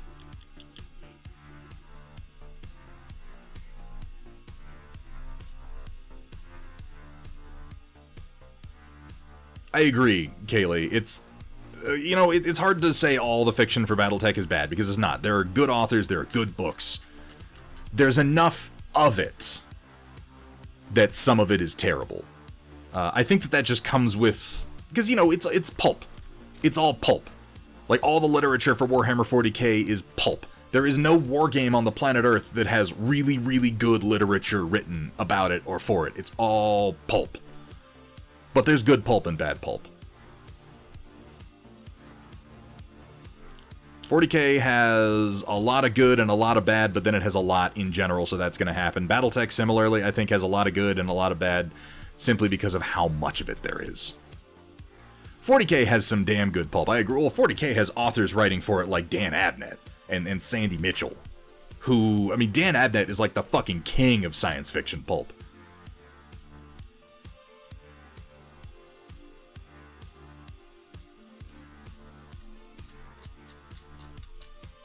Dragonlance. Yeah.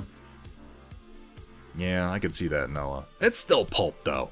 That's still pulp. There's no D&D, like, high literature. It just doesn't exist. There's nothing wrong with that. I like pulp.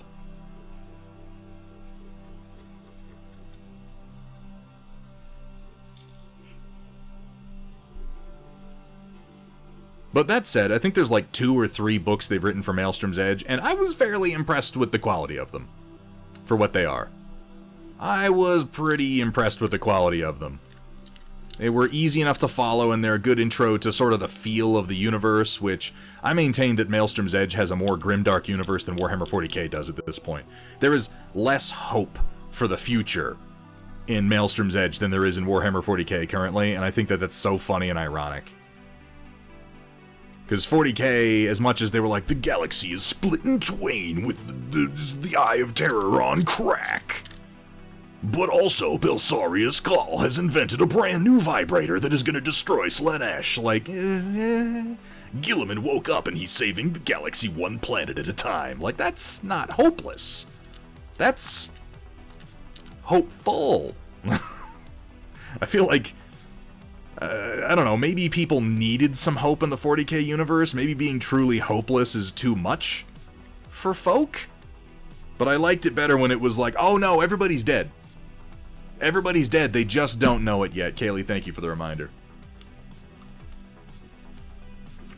Yeah, that's a good point, Automat. Something I think folk may miss. William Shakespeare was absolutely trashy pulp in his day. They banned D&D in your town? Do you live in the town from Footloose? Camera, I turned your autofocus off. But your camera is not. I turned autofocus off. How is it autofocusing? It literally says autofocus off. Okay. That is so confusing.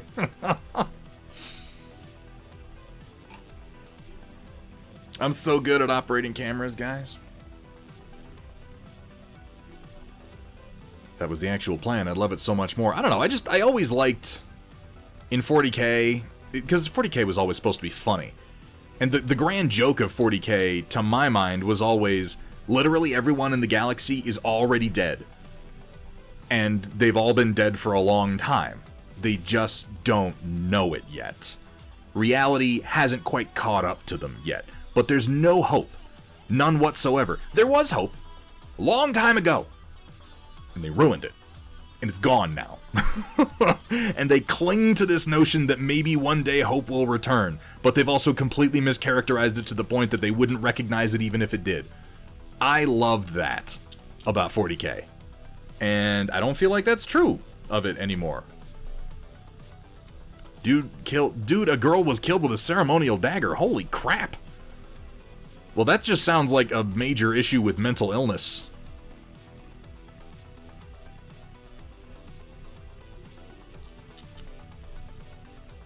I doubt Gary Gygax was responsible for that. But that sucks. Mothers banded together and had it banned.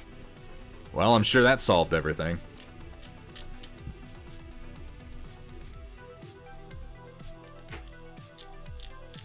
But the setting of Maelstrom's Edge, I really enjoy, because the basic premise is, and it's right there in the name. It's right there in the name. It has the same... Dog? No. How did you push into my room? That door's supposed to be closed. What are you doing? What are you doing? Come here. Come here. Winnie. Winnie, you come here. Come here, baby. Come here, baby. Oh, no. Oh, no. What's wrong? Did Mommy go to the grocery store and leave you?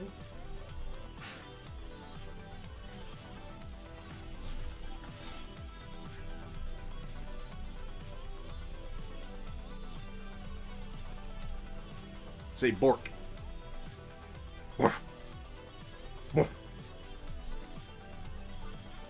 You don't wanna, huh? This is the Gwynny report. This is just what the stream is from now on. Oh my god. No. Stop it. Stop. Mwah. Okay. Get the hell out of here. Ow. Nope. Get out of my office.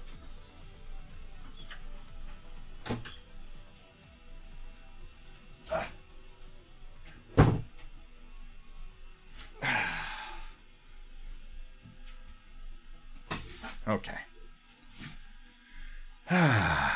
And that will happen from time to time. The hell was I saying? I think I was talking about the ultimate doom of the universe. Well, Gweenie can be a little shy. I don't like to stick her on camera too much.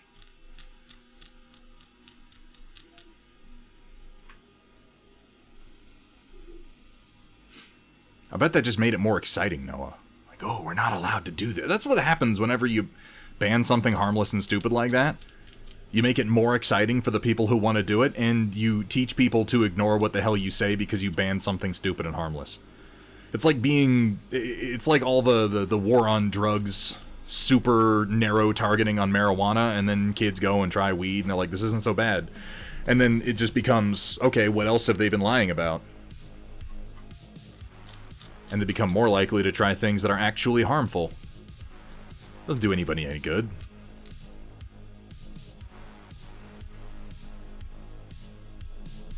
Ever did that with my dog, I think it'd crush my pelvis. What kind of puppo you got there, Automat?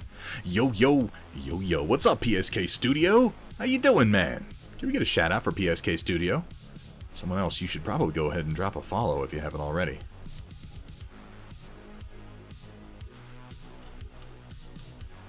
Yeah, that's what it'll do.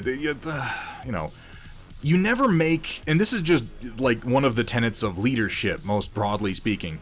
Never, ever, ever make rules that you either cannot or will not enforce. That's a rule you can't enforce. You can't stop people from playing a tabletop game. If you make rules that you either cannot or will not enforce, what you do is you breed contempt for your rules. And then the rules that you need to be followed won't be followed. That kind of authoritarian mindset is a mistake, and it does nothing but weaken your position.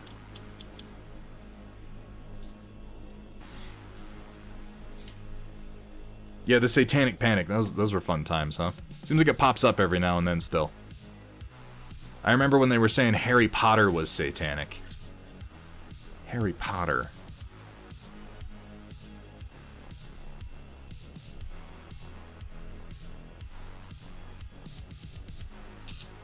It's fucking ridiculous. Wanted to burn the Harry Potter books? Oh no. They're so harmless. They're silly. They're whimsical, goofy British nonsense. And as it turns out, they were written by someone who most of those neocons would probably agree with the social stances of. Anyway. I wanted to finish my thought in that Maelstrom's Edge, the universe that it's set in. The general idea is humanity at some point discovered the ability to travel faster than light by utilizing what amounts to a network of dark energy conduits, like dark matter conduits, that go from mass points to mass points. So it's like stars themselves are connected by this invisible network of dark matter. And we're able to travel through them like corridors. And using that, obviously, our civilization expands and grows and gets incredibly powerful. And we spread throughout the stars, and we have all these different civilizations. And there's a huge network of what are called the core worlds, which are closest to the galactic core, all clustered together. And then one day, for no reason that anybody can determine, it explodes. The core of the galaxy, explodes. All of the dark matter networks ignite into what is called the Maelstrom. And the center of the galaxy becomes a swirling storm of dark matter. And it begins spreading along those dark matter pathways, consuming planet after planet after planet. So it's called Maelstrom's Edge, because in the setting, no one knows how it happened, no one knows why it happened, no one even really knows what's happening, because humanity's being consumed by a horrible storm. All they are able to do is keep running. All they are able to do is keep running along those dark matter networks as far as they possibly can as the storm chases them along them and consumes world after world after world. Most of the conflicts in Maelstrom's Edge are fought on planets where, like, you can look up in the sky and see the Maelstrom. It's so large and so relatively close. And most people work on a planet for the Empyrean Foundation to get money, just enough money that they can afford passage on a ship to the next planet further away, just in time for that planet to be consumed, and then they get stuck there trying to make enough money that they can get on another ship to then get further, and it's just running. The entirety of humanity is just running away, and there is no future. There is no sign that the maelstrom will ever stop. It will just eventually consume the entire galaxy. And the only question is, how long can people run? And with resources being tight, the battles that they have over the very limited resources in the interim. And I love that setting. I love that setting because it completely ignores the need for things like large-scale politics within the universe. Nobody gives a shit about politics in Maelstrom's Edge. Nothing more complex than immediate politics over specific resources in your immediate area. Because everybody's running. Sounds like taco night. On the Noah compound on Tuesdays. My God. Remind me never to show up for that one.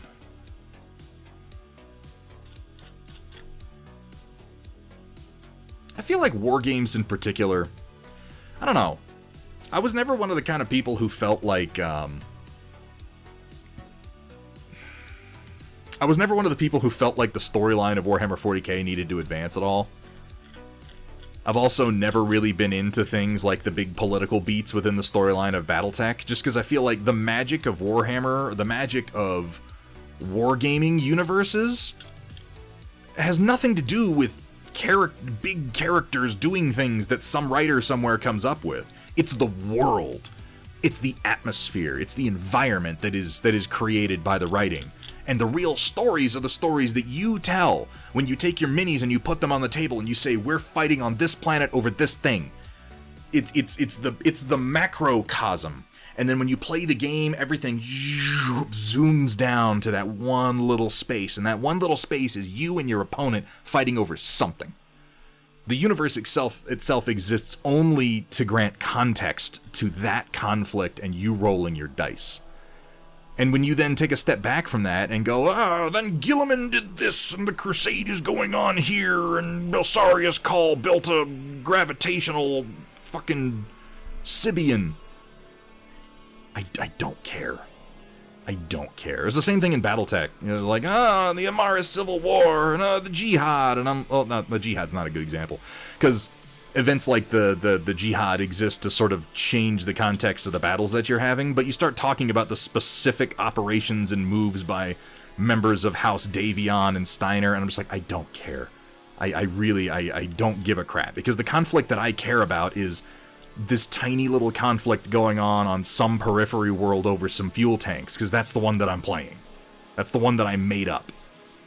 And everything that you wrote serves only to contextualize that.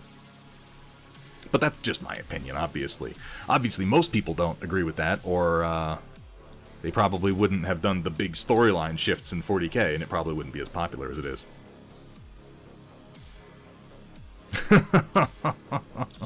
No, see, Sumitha, yours is an example of one of the ones that I like, because it gives you a theater of war. It gives you a theater of war, it lets you know what weaponry would be in use there, it gives you stories of... That's the thing, your stories, Sumitha, are all about soldiers, and those are the stories I like even in Warhammer 40k. I want stories about soldiers. I want stories about people dying valorously.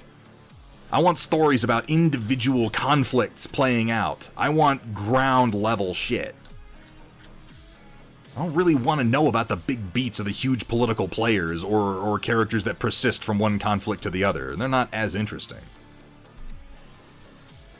I'm not really a wargamer per se, so that explains it. Yeah, you know, it's a unique sort of fiction.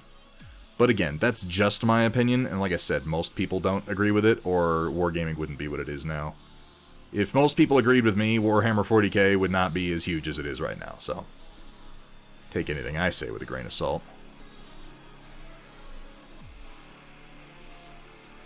You're not wrong, Roland. Heavy Gear Blitz has that sort of big sweeping movement to it that still lets you just...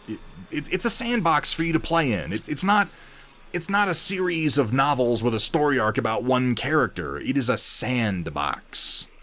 It needs to be about everybody. And also no one. No one person at all. I don't know that I ever read any of those nanotanks. It's context, yes, but I see it the same way people don't give a shit about the operational maneuvers of the Empire when playing Legion. Still care a lot about the movies, positively or negatively. That's Amara's Civil War to me. You talking about Star Wars Legion? Yeah, but, you know, that is unique, in my mind, in that Star Wars was a movie series first, and then that grew into a setting, and then that setting many years later, and on several occasions spawned miniature games set in it. And even then, those games still tend to revolve around the central characters that it was originally written about. Like, if I play Star Wars Legion, I'm probably going to have Anakin Skywalker in my force if I'm playing Empire or Republic, you know, in one form or another.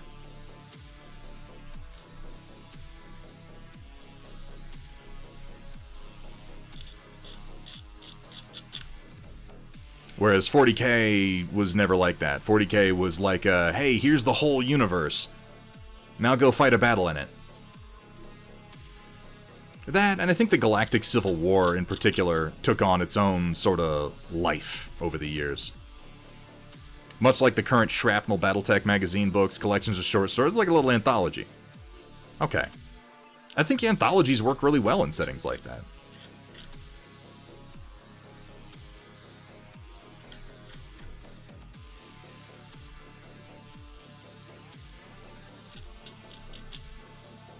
But like the books set in Maelstrom's Edge have a couple of characters between them.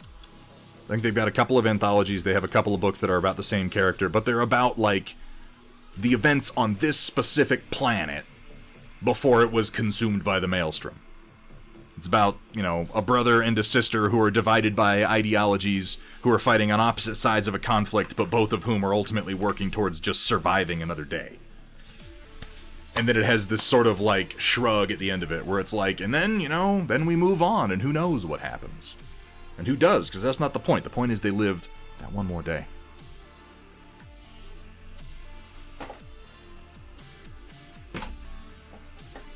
Get my plastic glue out, and let's start doing some proper assembling, huh?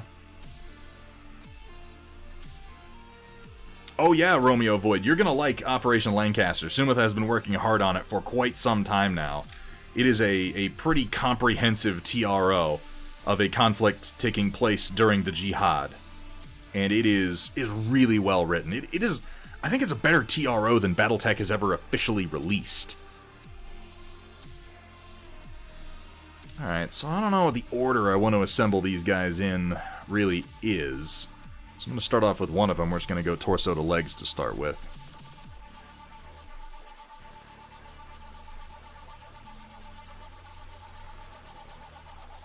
I'm going to build a lot of them, so I'm not worried if some of them have janky poses to them. I'm just not sure what the ideal order is yet, so. You see he's kind of stepping forward, so I'm going to turn his torso into that front foot.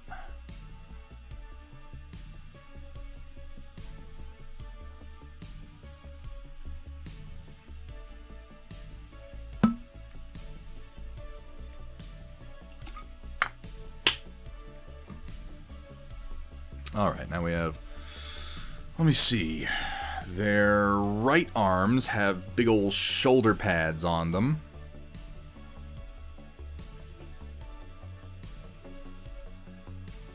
Those are right arms, aren't they? Yes, because the left arms are the ones that attach to the shields.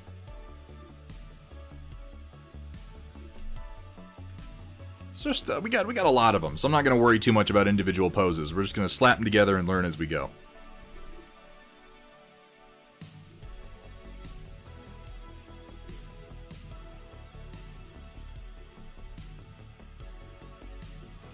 And the nice thing about plastic glue is for a good long time after attaching this and letting it start to cement together, I can still come in and shift it around and move it, unlike super glue, which would not allow you to do that.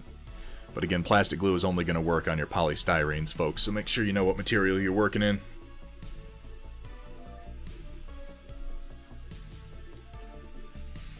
Let me have a look at these arms. They've all got shoulder pads. Maybe some of them fit better than others.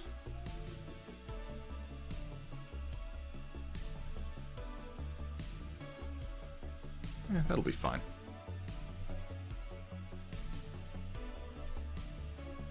Again, I've got a lot of these guys, so if there are particular arrangements that are going to look best, I'll figure that out after I've assembled the basics.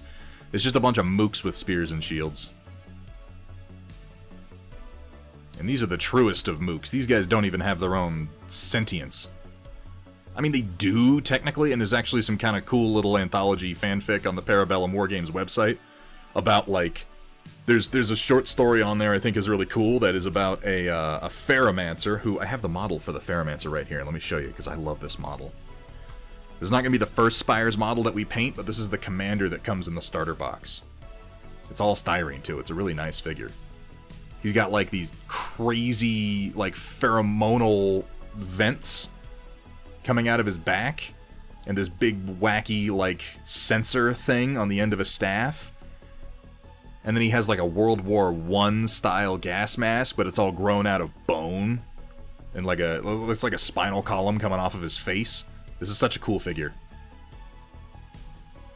But it's about a Ferromancer, and he's sending in reports to, I guess, his Spire about his little work site, which is loaded with these force-grown drones, and how they start acting strange. He's reporting, like, the drones gathering together in certain places and not working when they're supposed to be working, and then when he orders them to go back to work, they, like, one of them sort of rebukes him, and then he's like, what the hell? And they all kind of go back to it. Just developing little bits of sentience as they group together. So it's a matter of, you know, they don't think they have sentience, but obviously there's more to the force-grown drones than they realize. They are their own little subspecies. I'm gonna let these arms and legs set before I do the head and weapons. Let's do the other ones.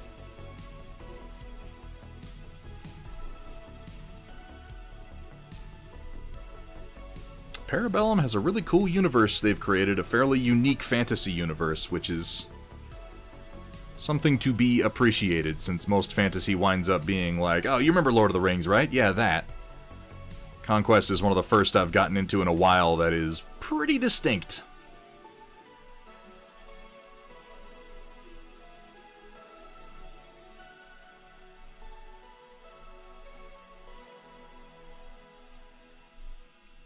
Yeah, the droid effect.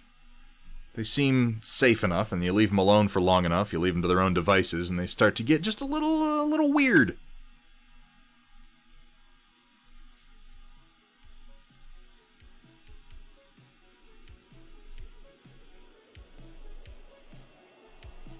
Like how Chopper has never had his memory reset, and as a result he's a homicidal maniac.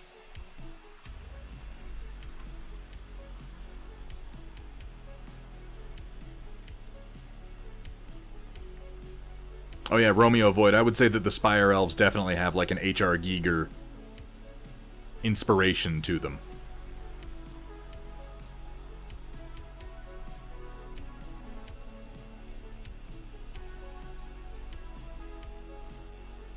Rebels is the Star Warsiest Star Wars ever to Star Wars. I love that show.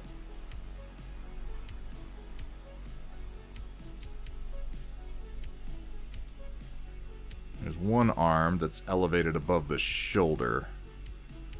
Looks like he's in a stabbing posture. Make sure I get this to meet up properly. It's struggling a bit.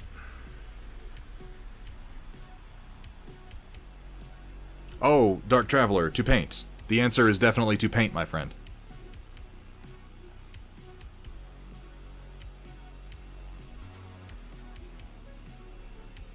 Why are we struggling? Plastic should be meeting plastic here. Maybe I just need to change the angle a bit.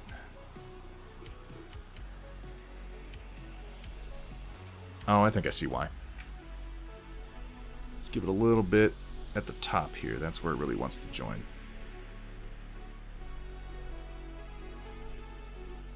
That's where most of the surface contact is, it looks like.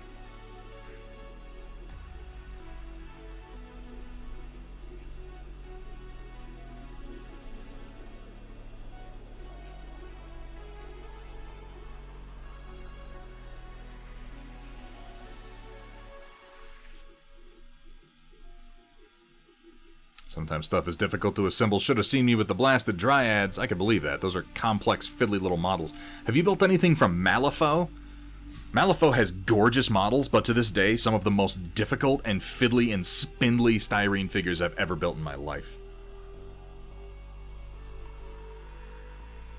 Gorgeous models. Amazingly designed. Really a huge pain in the ass to build. Also, the B1 battle droids from the Clone Wars starter box were, kind of a nightmare. I mean, that at least makes sense because they're so spindly, but not a lot of fun to build.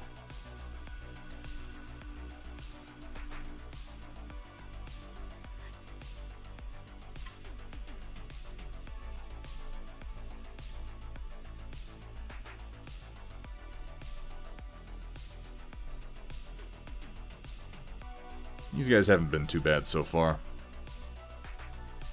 Up at 4:30 to speak with Singapore. Network admin never ends. Oh man, oh man. Noah, you have a fantastic evening. Thank you so much for hanging out tonight, dude. It's a pleasure to see you. I love those Stormcast you're working on, man. Keep up the good work there.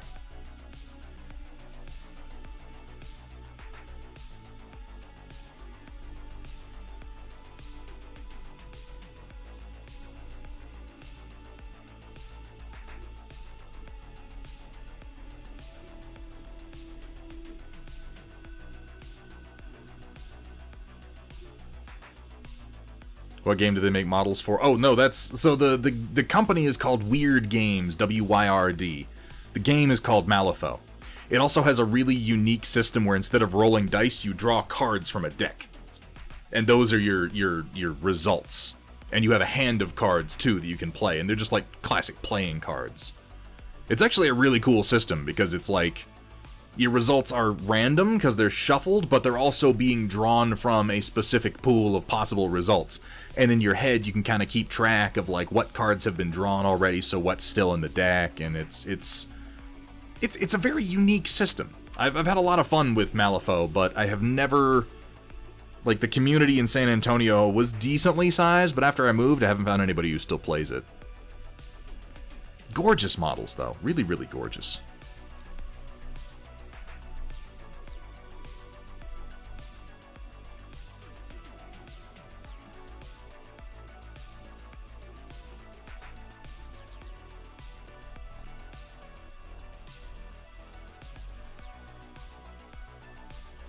I found that to be true, Nanotanks. It has that Warmahordes effect, where every single model has a bunch of special rules.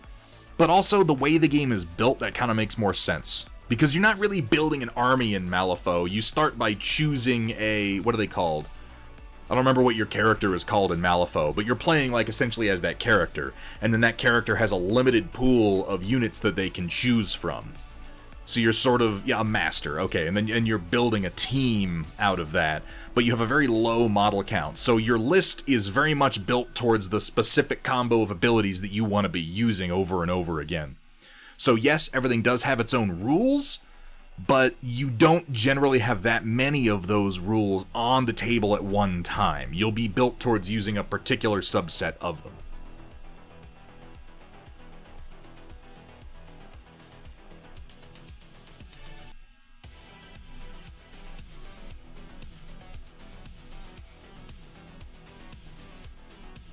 I agree with you, it does suffer from that, but I think that it's kind of tighter than like Warmahordes was. It's not quite as bloaty. It limits your choices to a point where the sheer number of rules are more manageable.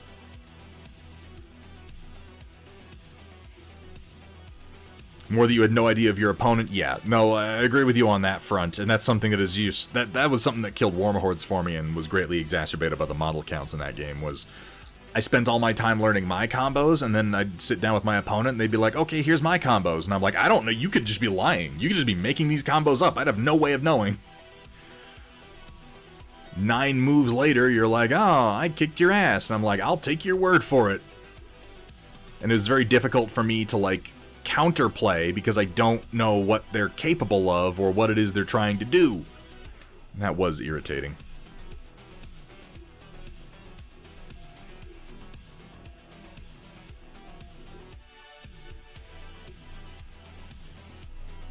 It's definitely the kind of game, Nanotanks, where, like, if you're into Malifaux, I think you get, like, really, really into that game specifically. And learn, like, keep up with the seasons and keep up with the new masters and what's coming out. And they wanted the game to be one of those, this is your game kind of games. It never became that for me. It's a bold choice. It's a confident choice for a game designer to create the sort of game where it's like, well, my player is going to be playing this as their primary game. It's a bold choice to make in the design phase, certainly. And those games generally don't hold on to me, at least, because I like playing lots of different games, so I need my rules to be fairly simple and elegant. But all that being true, gorgeous models. Gorgeous models. Really unique designs, interesting sculpts, fun aesthetics.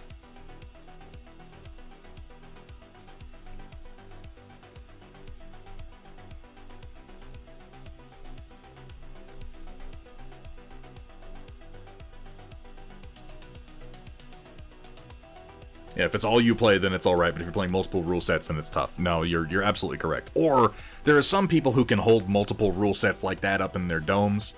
I'm not one of them. They're the kind of people who got really into Warhammer Hordes, and then obviously got into Malifaux in my local area. They're the kind of people who got really into Guild Ball, like... It's a particular type of gamer that I am not. But I would say that, of that style of game...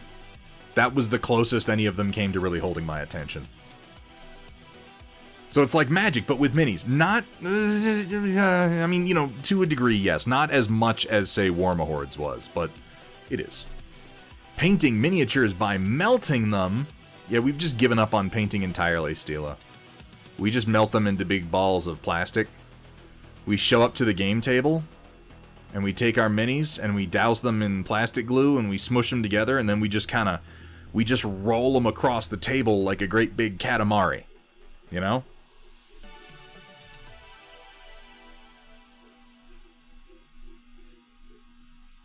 It's all the rage. How you doing, Stila? Welcome in. I hope you've had your coffee already. And thank you so much for getting that shout out. Folks! Stila Rebel. One of my favorite streamers. She is another member of the Linseed brother and or sisterhood. If you are up late in Western time zones like I am, or if you are in Asian time zones, she is definitely someone you're going to want to follow.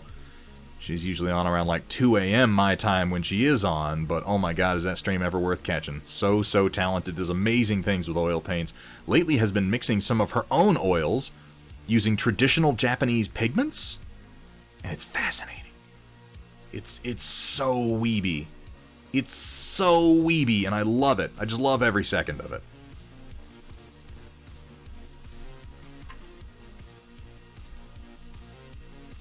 Well, Steel, I'm glad you're able to come in tonight.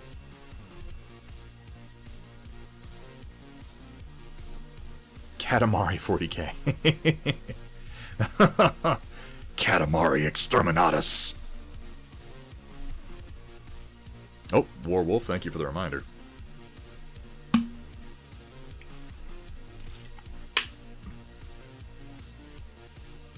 Tastefully weeby.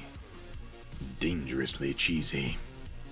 But yeah, I was never able to keep up with games like that. I might stick with them for like one season of releases, but then something else catches my eye. I get behind on releases. I don't learn what the latest new caster or master or whatever the fuck it is does, and then I'm just like, I'm out.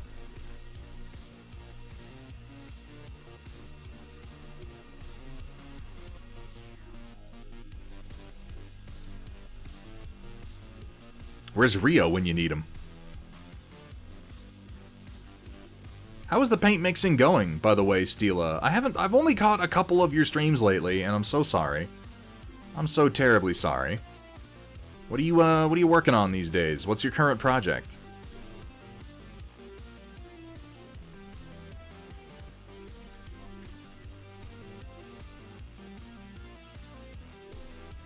Alright, so here's a question, chat. The shields on these guys are very, very large. So, paint separately and then glue on after? That's what Walter's Workshop did with his. Or glue everything together, don't worry about the parts that the shield is covering, and paint them all as one solid piece. I'm leaning towards that.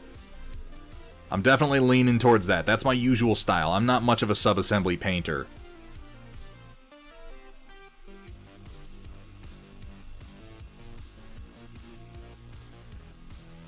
And I always figure, like, if the shield is so big that it covers huge amounts of the chest, then I'm just not gonna paint those parts of the chest, because you're not gonna see them anyway, so who gives a shit, you know? I'm just gonna leave that in shadow, because again, once it's on the table, like, it's not like you can see through the shield, so what do I care? Bigger brush, slap faster? Assemble everything, then paint them. Time Stop says doing them separately. Tested that one color and it seems to do good, waiting on a chance to try doing it on a stream. Oh, I'm excited for that. Yeah, it looked like it came out very much like the Quabity Magenta.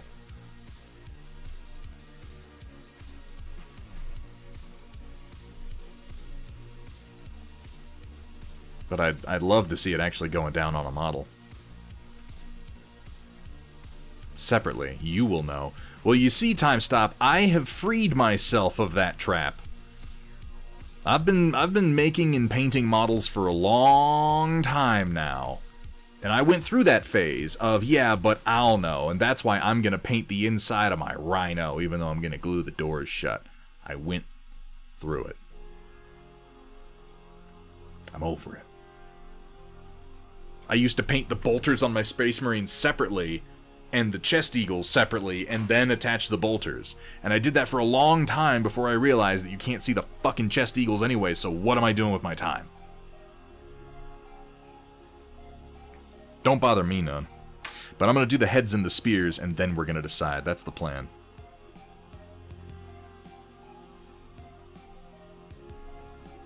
Let me kind of dry fit the shields. How do the shields even go on? Oh, they're all gross on the back. Look at them. I guess like this? Yeah, okay. The hand goes right there. Yeah, I'll just attach them. I'll attach them because once they're attached, I'll be able to pose the shields and the heads a little bit better, I think.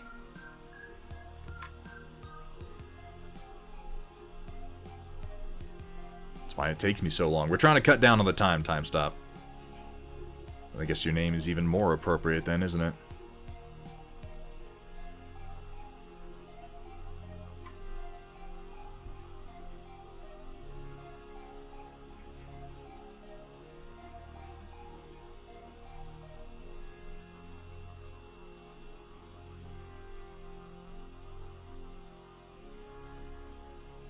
Oh yeah, for Norska, definite H.R. Giger vibes.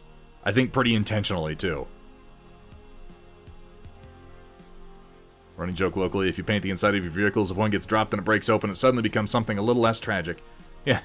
Like, oh wow, the screen in there was painted the whole time.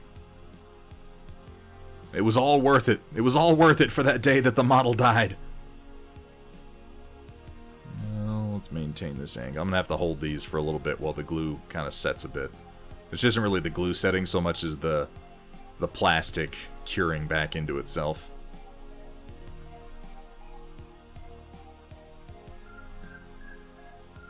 I see, what that led me to was a time when I was playing 40k where I started making mechanisms work. Where I started doing things like turning the hinges on my Rhino doors into real functional hinges. I would drill them out and I'd run wire down the hinge.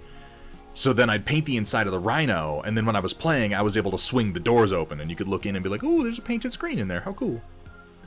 Even that wasn't really worth it, if I'm being honest.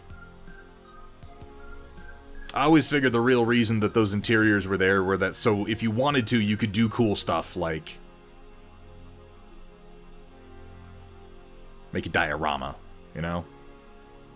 I guess it's okay if the shield is at that angle. It doesn't really hurt anything, does it? It comes back and it kind of touches the foot. If anything, that's just going to make the model stronger.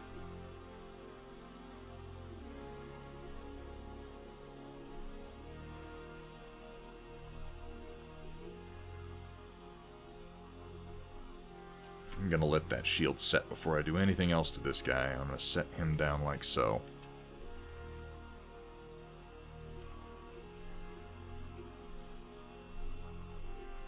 Oh, that actually works better.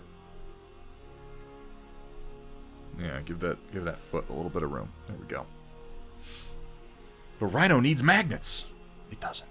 It doesn't. It was weird living through the point in time when tabletop gamers realized that rare earth magnets existed. All the crazy shit people thought of to do with them. All the micromagnetization that took place and frankly still does. Tabletop gamers are madmen.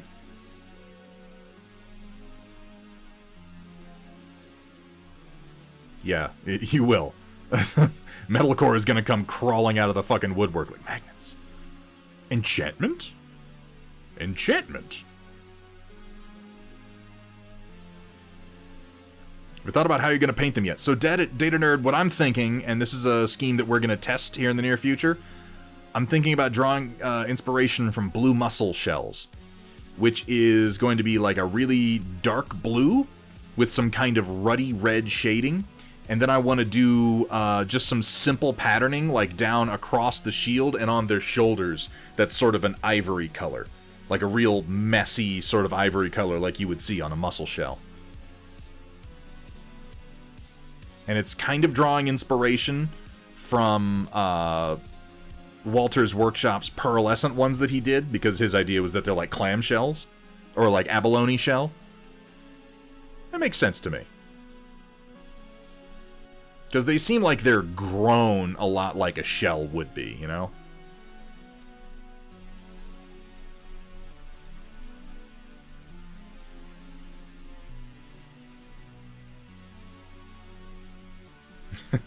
Oh yeah!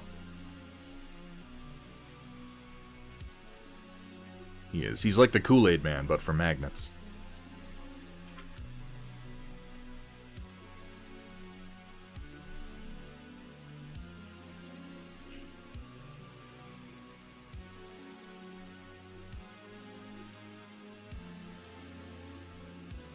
See, like, I'm putting this on, and I'm applying pressure upwards to shift the arm up somewhat, because the arm was a little bit low, and the shield was going to cross below the plane of the foot.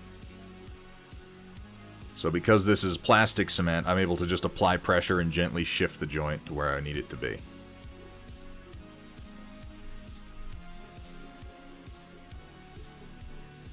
Fucking magnets. How do they work?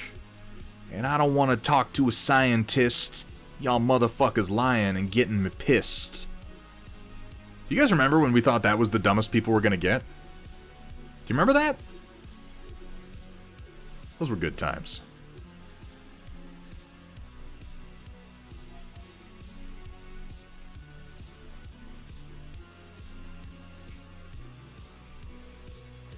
Those were the days. Those were, in fact, the days. We didn't know it at the time, but they were.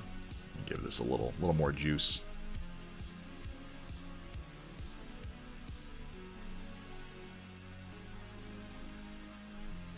Those were the good times. You know, that's the funny thing about the good times. You never realize that you're in them until they're gone. I guess the lesson here is to just try to enjoy all of your life, all the time. Oh my god, I never thought of that, Sumitha! Despite being a big fan of the Michael Keaton classic Beetlejuice, it never occurred to me that there are so many references to model building in that movie. Like, every time I watch it that occurs to me, I'm like, oh, I basically do what he does. For totally different reasons. Damn. Okay, fair enough, Sumitha, you did. As you say it, I remember you doing it, too. Okay, I'll eat that crow.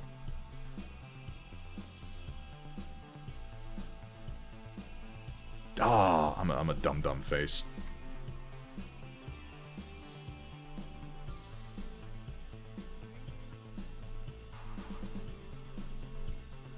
Alright, I have got to just manually reattach this guy's arm. So I'm going to pry it off. And we're we're going to reattach it, and we're going to rotate it up. Because I made it a little too low. So, I think what we'll do for the future in assembling these models is actually attach the shields to the arms first, and then the arm to the torso. I think that's going to be the ticket.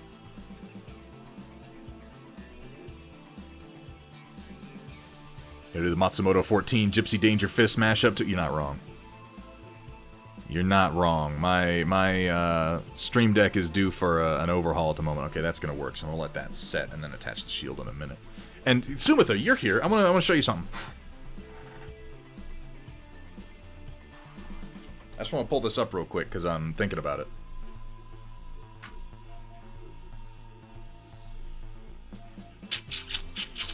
Let's see, what are they called? Alright, does the keyboard not work?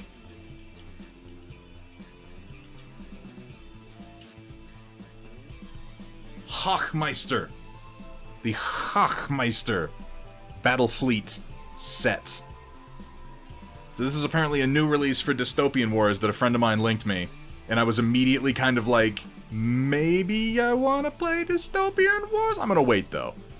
I'm gonna wait. When I've got a slot that opens up, maybe I'll get some of these. But if you're not familiar with Sumitha, you probably know what Dystopian Wars is.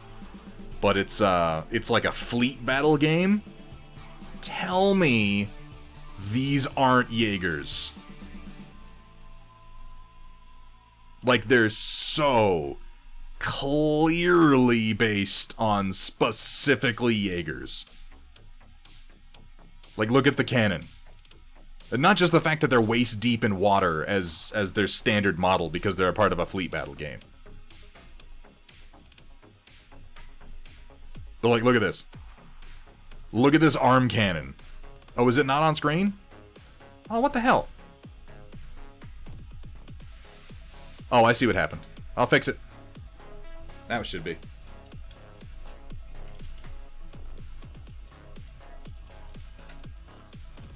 I had the wrong window open.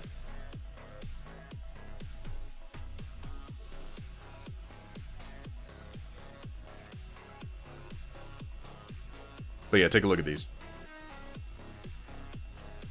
Like, come on. Come on. And I do really like the idea of taking these against... Shut up. I don't want to join your fucking gaming group. About taking these against, like, steampunk ships. You know? This is cool. This is a neat idea. Yeah, steampunkish Jaegers, but I'm like, really, look at the cannon. It's so Gypsy Danger. They're cool. They're really neat models. And the fact that the rest of the game is all, like, fleet battle, like, you know, battleships and destroyers and everything, and then you can have a force that's big robots waist deep in the water. It's a neat idea. This is literally the first thing that's gotten me to take a really close look at Dystopian Wars. Apparently 3 of these is a battle fleet. Let's see what else they got. Dead Zone, Dystopian Wars. And you don't have to paint the feet. That's right, you only have to paint half the robot. Let's like have a look at some of their other battle fleets here. Tianlong battle fleet set, $50 is... Oh my god, okay, there are more interesting models in this game than I realized. Because this is like 6 little destroyers and then 3 flying mechanical dragons? What the fuck? Clearly, I have not been paying any attention to the releases from this game. Because, like, these make sense. Steampunk destroyers. And then dragon airships with, like, pagodas on top of them.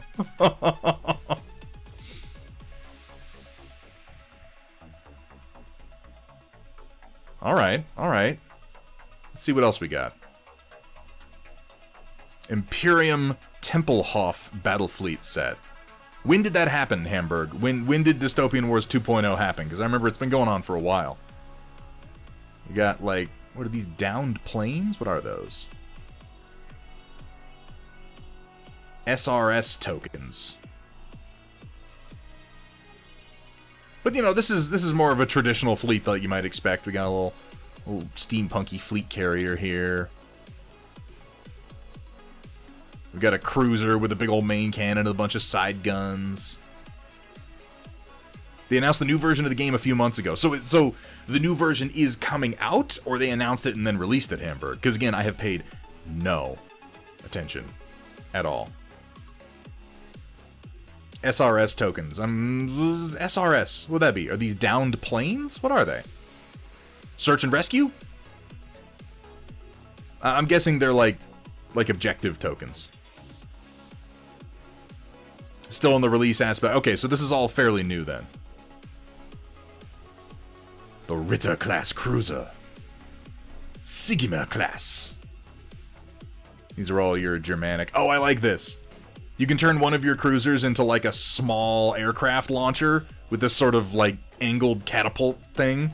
That's neat. I like that there are options. Yeah, there's a fighter back here. Okay, all right. Let's look at some more. This is obviously what I need right now is a new game, right? Fuck it, let's just keep looking. Frontline squadrons. Let's see. Crown Victory Battle Fleet set.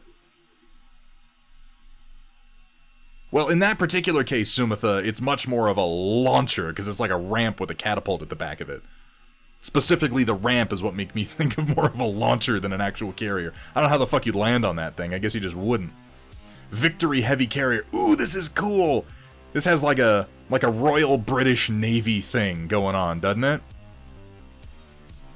I'm guessing, yeah, Crown Victory Battle. I'm guessing this is their, like, British-themed faction. Yeah, the HMS Ark Royal Heavy Carrier. Oh, yeah. Oh, yeah. Albion class with a big old nasty prow on the front of it.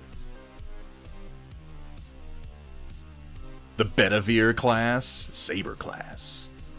Agincourt class. Oh, this is new. What the fuck is this? A big square-barreled 4-gun. Alright. Short-range spacecraft? No. That can't be. Shock? What are you saying? You just look that up on Google, and that's the first result. The Ethelston class option for cruisers. So I'm assuming these are multi-part kits. Supplemental restraint system. Okay, I see what we're doing.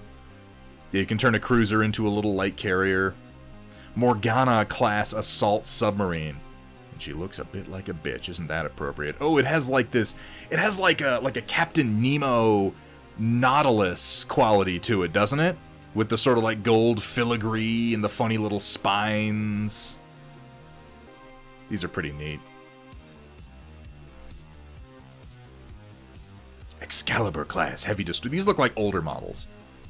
And these look like newer models. I'm guessing that these are from the original run of the game, and then these are the newer, more updated ones. Data Nerd, I would imagine it's 1 to 1200 scale.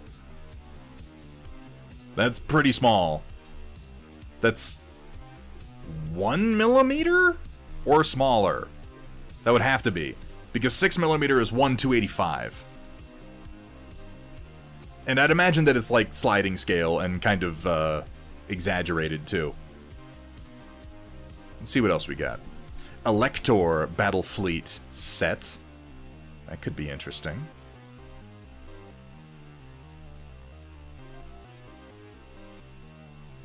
Yeah, which makes sense, Kaylee. That's roughly double. So 1.5 millimeter effectively to go to 1 to 1200.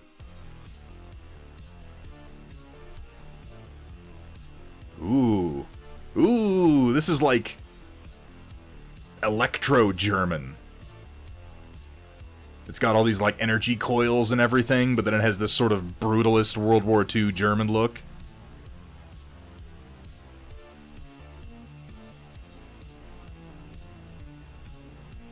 I like the style. It is a real distinct sort of pseudo-Victorian steampunky visual style without just being everything's covered in gears, which is, you know, half the time that's what steampunk turns into. I like the big vents. Those are neat.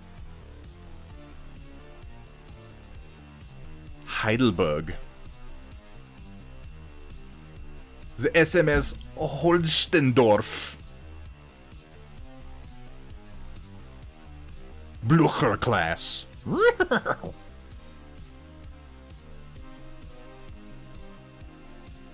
Augustus class. I heard you like gears, so we got some gears to put on your gears. That's usually how it goes, Happy Heretic. I've been aware of this game for a long time, but I've never been that drawn to it. Let's see what the support squadrons look like. For the Enlightened. What are the Enlightened? Oh my god, what the hell? I guess this is the high-tech faction.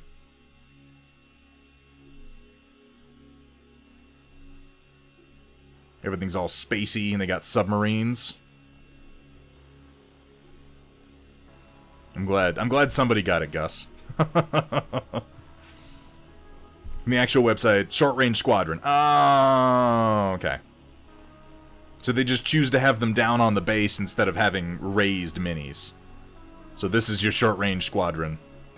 Though in this case, they might be actual little submarine... What the fuck? Physetter.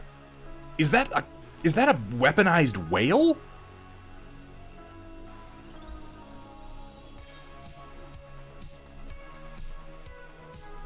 What?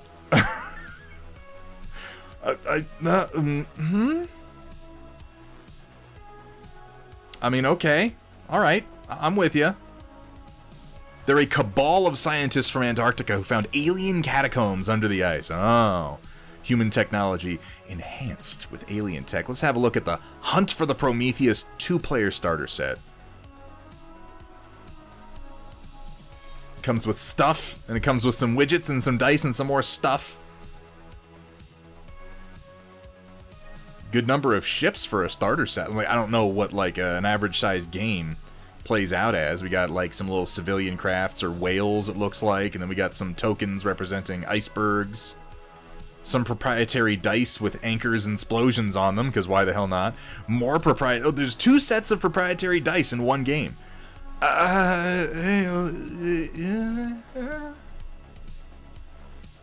Here at Thunderhead Studio, we specialize in turning your shame into more shame. Yeah, better like painting water for this. Well, it doesn't look like you actually have to paint that much water. Like, for some of the tokens, yes, but most of them, you would just have, like, a map that looks like water, and the ships themselves are separate.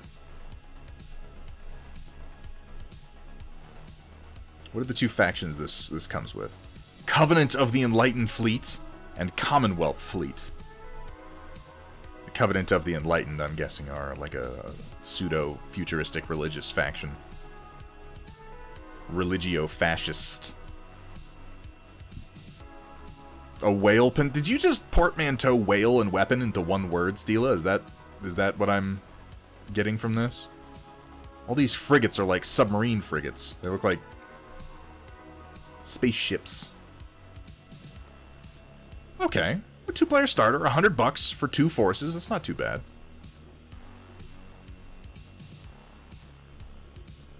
Imperium Tempelhof, we looked at that. Borodino Battle Fleet set.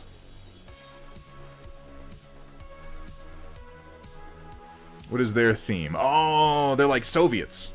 I'm assuming these are meant to be like pseudo-Soviet, based on the presence of the eagle on the prow and then the singular star iconography.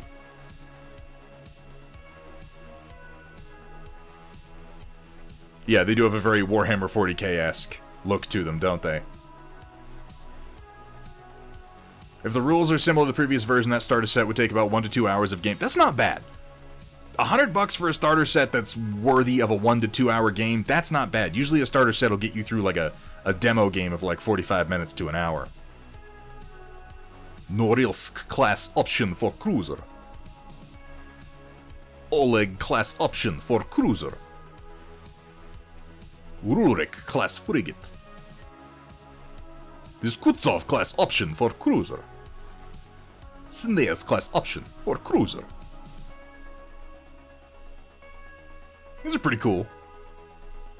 I like how they have this funny little round section on all of them. Gives them a real unique profile. Okay, Commonwealth. So the Commonwealth faction are your Russian pseudo-Soviets. Maybe not the most fashionable faction right now or for a little while, but interesting regardless. Imperium König class, or rather König battle fleet set. It's going to be your Germanic faction. So these are all new, I'm guessing. Are these new? Yeah, new arrivals. König class generator ship. Yeah, are they incompetent and have terrible logistics too? Zing. Ferdinand class option for cruiser. Ooh, ugh. The old Archduke. And then there's the Augustus. We've seen that before. Arminius. But all of this is really just me kind of shopping around and seeing what the rest of this is like, because ultimately, this is what drew me in. This. Here's my question. Are these Hawkmeisters, who are obviously a part of the Germanic faction, the Imperium, are there going to be other factions' versions of these? Like, is everybody gonna get their own Jaeger, or is this gonna be specific to this one faction? Okay, everybody is? Interesting. So it's gonna be ships and mechs beating the crap out of each other in the ocean. Now on these, yeah, you're gonna have to paint some water, but this makes sense, because they're wading up to their waist, and that kind of sells. Yeah, Sumitha. They could take different forms, though. Like the Germanic ones, these are obviously designed to look humanoid and like knights. I could see how you might have a different sort of juggernaut for a different faction. Like the Chinese themed faction seems to have big flying dragons. So I'd see like maybe the alien tech might have more like a tripod walker or like a UFO. You know? Yeah.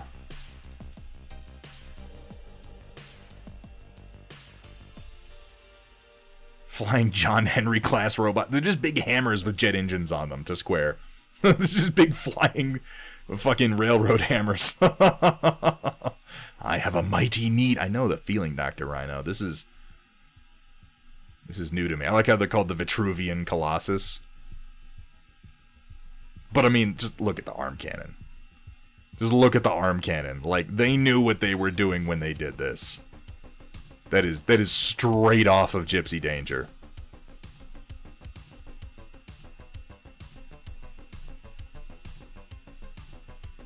Like, you can imagine it transforms and the fingers turn back into like a hand. You know? I mean, it needs an elbow rocket. It needs a space cloak. It needs a galaxy cloak. It needs a big frizzy red hairdo. Absolutely, Dr. Ryan. That's obviously just what I was thinking. This is I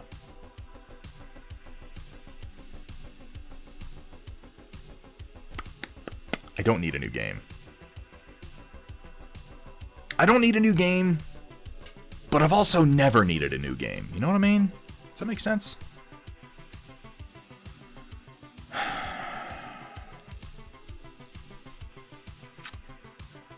I'm gonna think about this.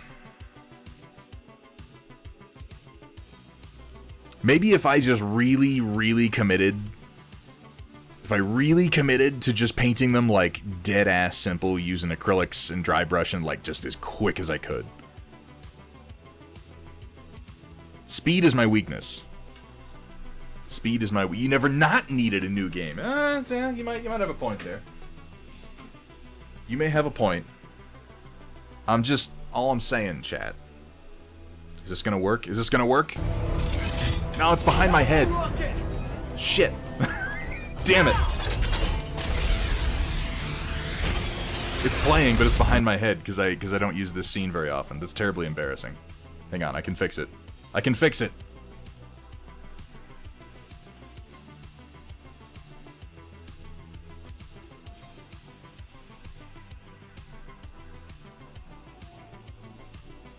There. Let's try it now. Now it's on top of my face!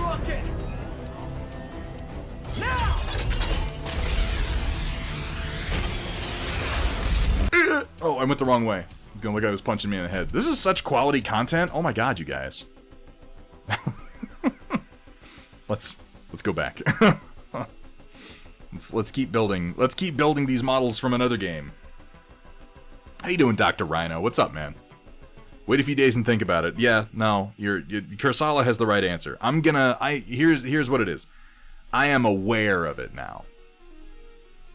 Voxel Forge, you talking about the Cherno Alpha kaboom piston fist? Yeah, that is admittedly pretty awesome.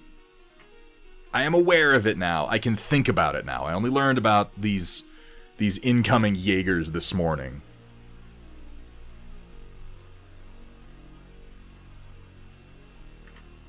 I am intrigued. I don't even know where I can find STLs for the Lamb mechs.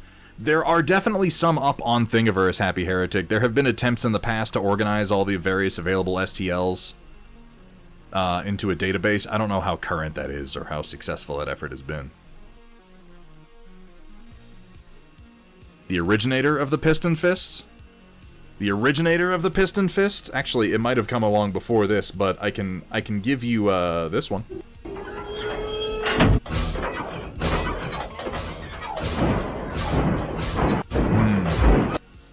Just delightful.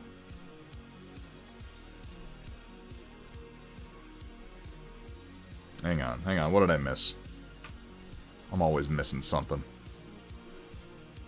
You won't do just that? I know you'll wind up making a 3D printed Gypsy Danger done to scale, wading through the water like those official miniatures. God damn it, Sumith. You don't have to say it out loud. Look, I was already thinking these things. Okay? Just let me have my fantasies about not getting in over my head. Can I have that? Is that okay? Wait a few days and think about it. Also, maybe paint my stuff first. That's what we're doing Thursday, man. And yes, that much at least is fair.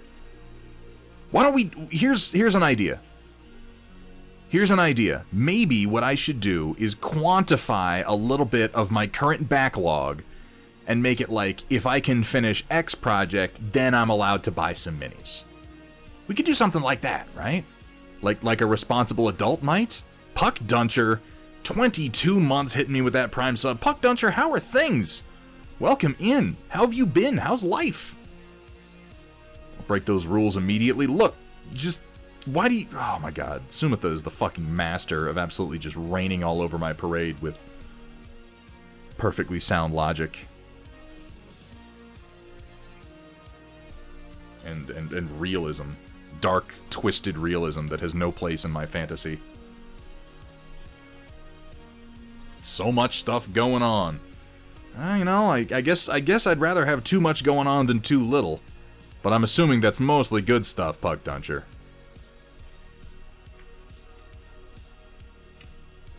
It's like, say, 75% reduction in projects before picking up new... So, okay, there's a trick. Let's make it significant. Let's make it like I'm allowed to get the fucking dystopian Victorian Jaegers after I paint 900 points worth of Spires and something else. That might encourage me to actually work faster if I'm really not allowed to. We don't come to the stream to see a responsible adult. Should do up a Kiernan too. I don't disagree.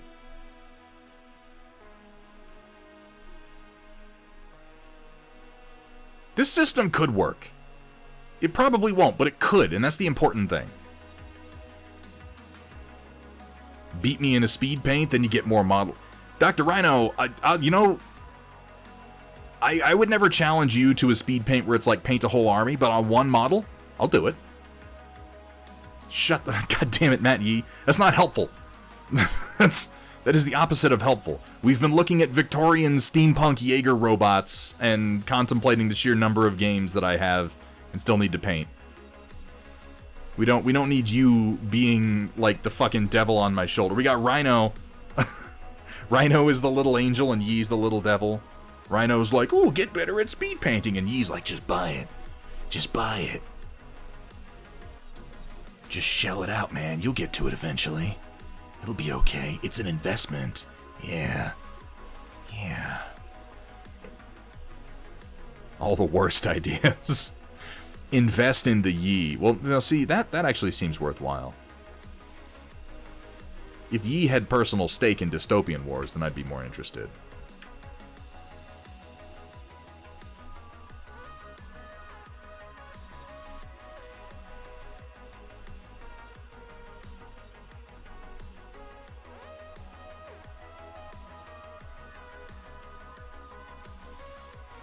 Keyword eventually, so go for it. No! I'm doing so well right now. I haven't bought any new models for a while. Other than Conquest models. But even that, not for a little while.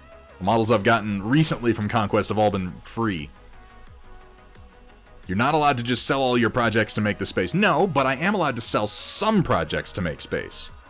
And in fact, identifying some of the projects, and this is something I encourage everyone to do. Every now and then, take a look at your backlog and ask yourself, like, are there any of these projects that I'm really just, like, not gonna do?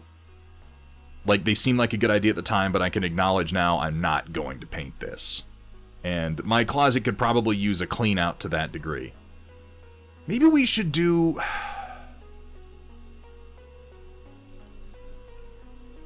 Is there any logic to arranging something like a closet clearing garage sale?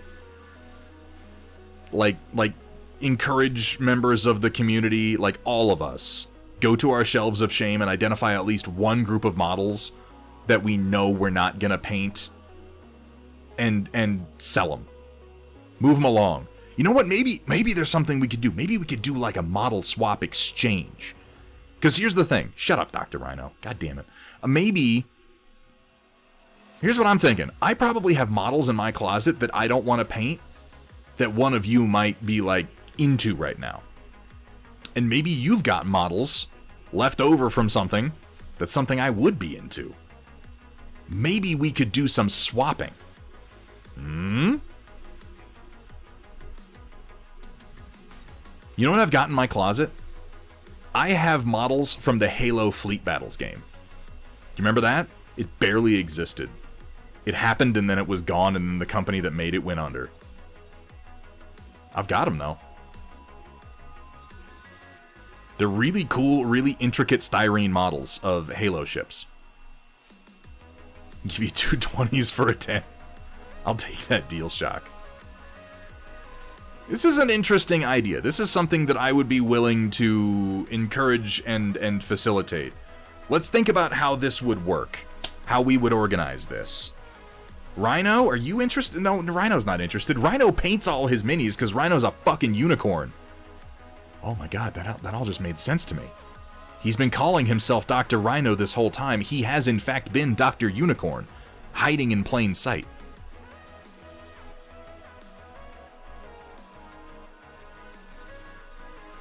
Strike that, reverse it.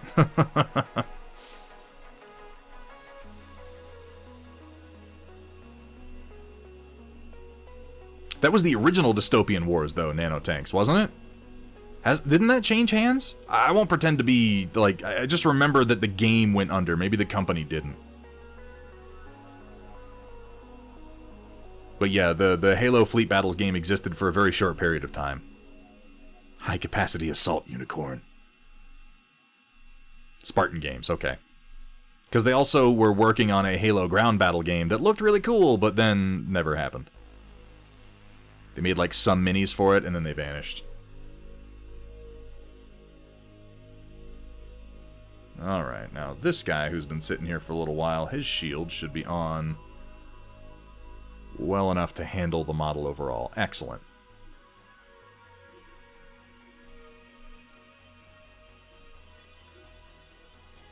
It really, you know, Cookie Mama, that's pretty close to what actually happens when Dr. Rhino starts a model. It's disgusting. I'm liking this model swap idea. I'm liking this model swap idea a lot. Is this genuinely something that you folk think would be cool? Is this something you'd be interested in doing? Taking some models that you maybe thought were a good purchase at the time, but don't necessarily want to do anymore, and seeing if maybe there's someone out there who has something you do want to paint, and swapping them?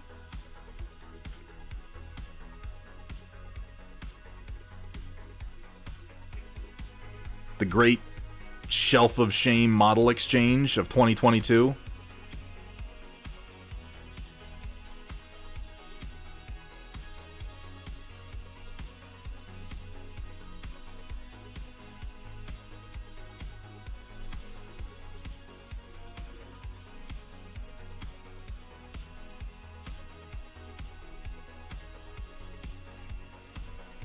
I mean, I'm into this.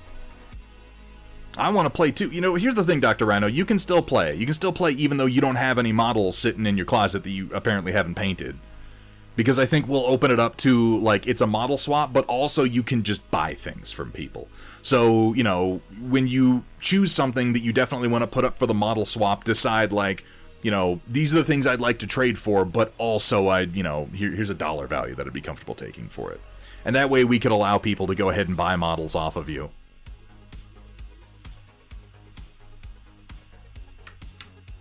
Imagine painting the models you buy. No.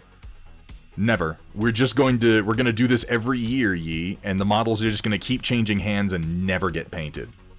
Never.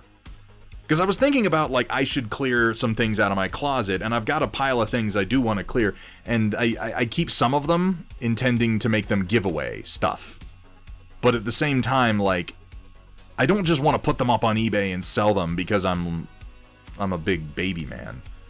And part of me, like, I love models. I think that the models are so damn cool, and I want them to be with someone who wants them, you know? I want these models to wind up in the hands of somebody who will love them, who will give them a good home.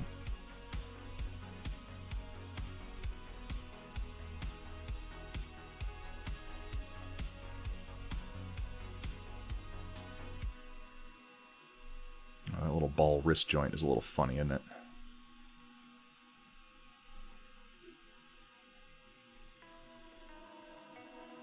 I want you to want me. I need you to paint me.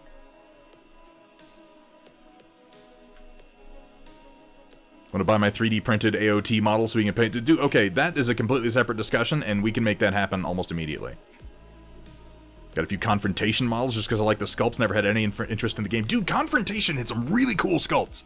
What happened to Confrontation? It got a really big marketing push for a few months there, and we had a group of people locally to me who were really interested in it, and there was like a whole faction of pigmen. They were awesome. There was like a faction of crab people and with shark folk. And then poof, it disappeared. Yeah, shock. Look up Confrontation models. They're really cool sculpts, really interesting stuff.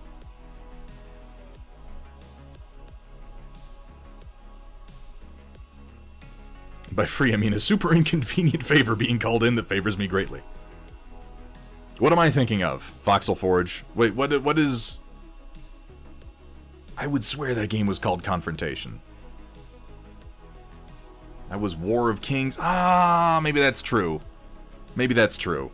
I never got into it, so I won't pretend like I have a great memory of it. I have a vague memory of it.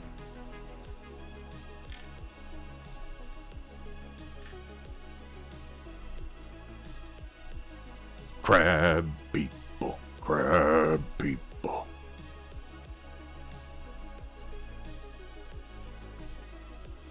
Confrontation is an older, much better looking line. Well, that seems subjective. That seems subjective, Voxel Forge. I don't know if I'm going to take your word for that. I guess it was War of Kings or something like that. Either way, it came and it went real fast.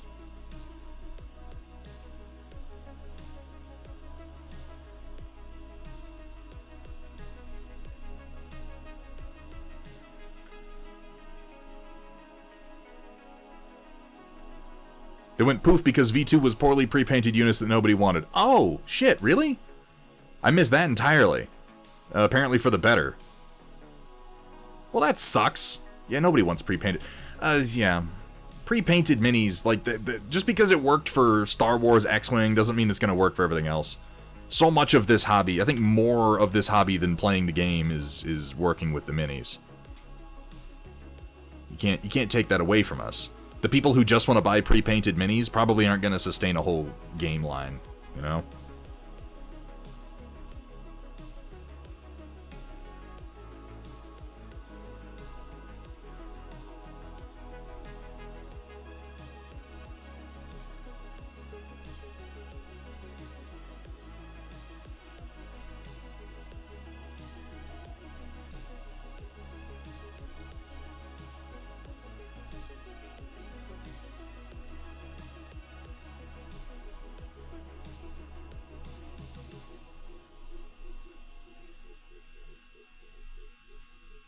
Well, I'm intrigued. I'm intrigued by this notion of a model swap. This is an idea I would genuinely like to pursue. I'm going to tilt this spear, because I realize that I have him looking in one direction and aiming his spear in another one, and that's not normal. He should be aiming his spear in the same direction that he's looking. His shield is a little bit open, and that's fine.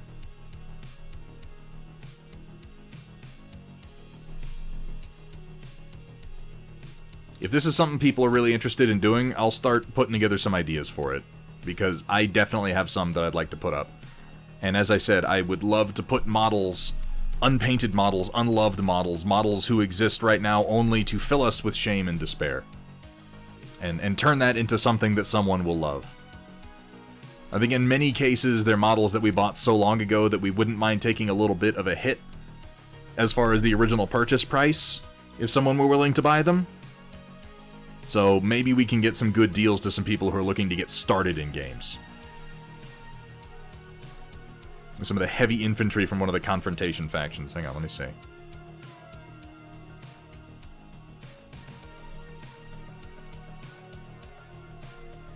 I don't remember this game. I remember the name.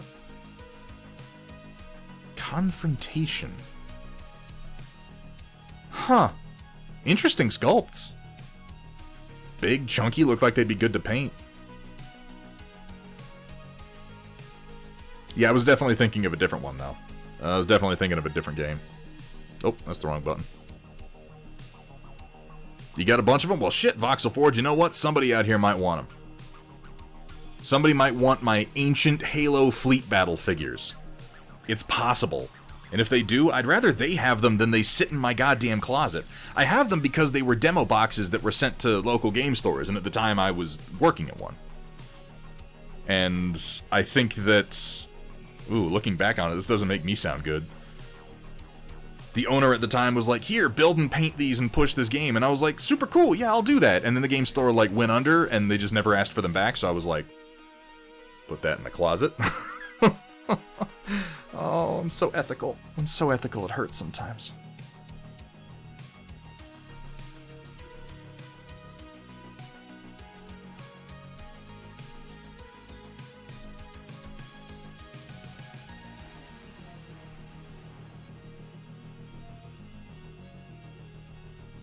I think this is the perfect time for it too, because it's almost time for spring cleaning, isn't it? We're getting there. We're getting real close.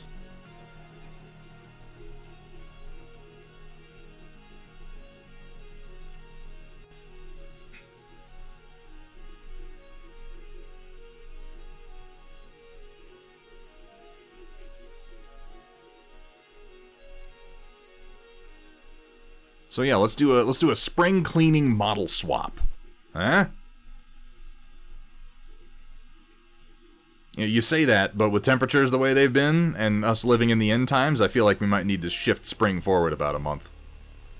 At least where I'm at. We had 0 degrees earlier this week, and today it's 70 degrees outside, and it doesn't look like it's going to be cooling off again for another week.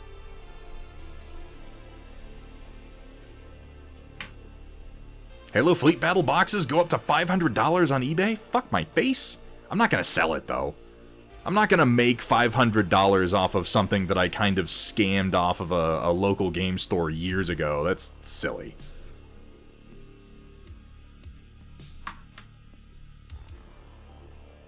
$500 burgers. You can't get a burger for $1 these days.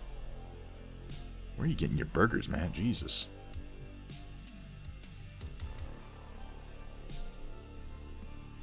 It's like 500 individual fries.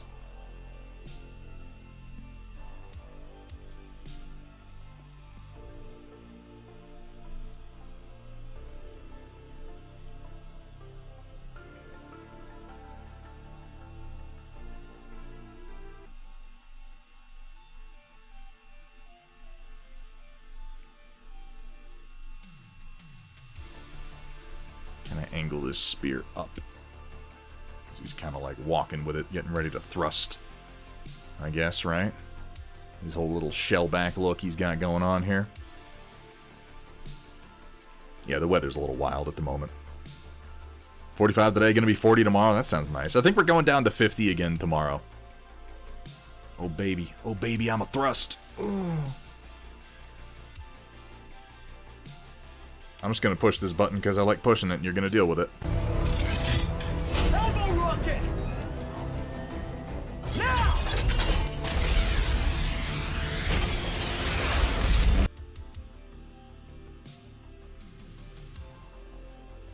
Because you know what it's all about, Dr. Rhino. You know busting makes me feel good.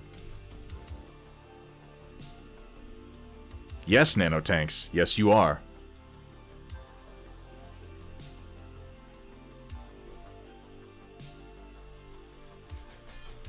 Alright, I think I can set this guy down. He'll set his current position. I don't want the pressure to be on his spear. Maybe I can put him on his feet. Will he balance? Kinda. He wants to lean. I'm gonna lean him against this painted Squire. Here you go. You just lean back and let your spear set, buddy.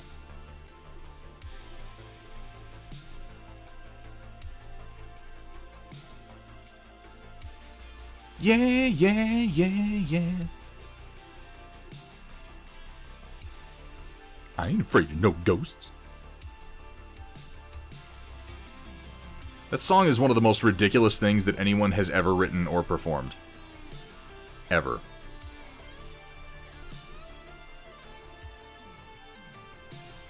Now, this guy's hiding his head entirely behind his shield. I'm gonna turn his head. I've decided that he's holding the shield slightly off to the side and looking in another direction, just so that I can see part of his face to paint. That'll do. He's only got one eye hole anyway. And then the rest of his face is like a series of spines growing out of his head. Gross.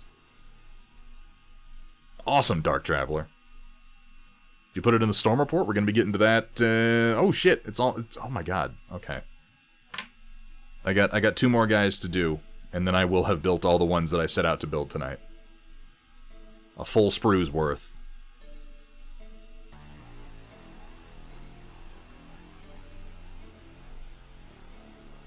Speaking of time flying, oh my god, right? I think we're gonna do this. We're gonna try a spring cleaning model swap. The Thunder swap, if you will. Because I think that a lot of us have the models to actually support such an endeavor. We will clean out our closets, clean off our shelves, decide on at least one project, one group of models that were definitely, like, we bought, and we thought to ourselves at the time, this is a great idea, I'm totally going to paint this, but we have to accept right now, we're not gonna. Just not interested anymore. Just not fired up by the idea anymore. The time has passed. And we're going to put them up, probably in a group chat or something to that effect. And we're going to find somebody who does want them. We're going to find that person out there who will love them the way that we meant to love them, but ultimately failed.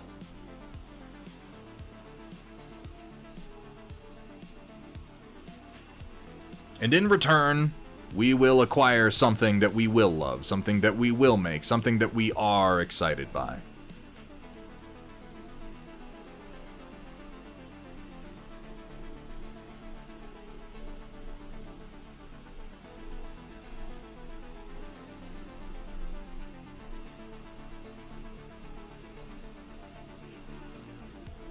I only have Battletech minis, though. There are definitely going to be people looking for Battletech minis soon. With maybe you could trade some of your huge quantities of Battletech minis for some other game that you're interested in that you've never done. Because I guarantee there's people out there who would love to get a hold of some of those Battletech sculpts, particularly since so many of them have been hard to find. If you're interested, of course, don't feel in any way pressured to participate in such a silly endeavor, anyone. This is just for those of us who need to, you know, clear the tubes a little bit.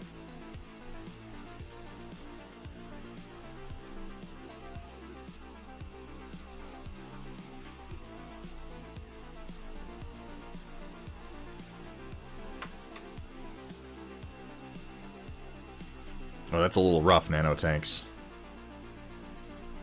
I hate to exclude anyone based on location. it's possible. Maybe we got some other people in Australia who'd be willing to do a swap. They'd be real specific, but, you know, it's not impossible. Shipping to and from there from almost anywhere else in the Western world is pretty damn difficult, though.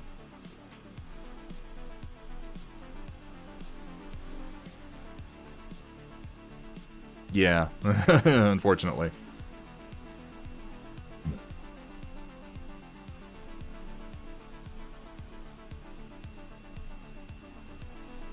The horrible realities of shipping costs.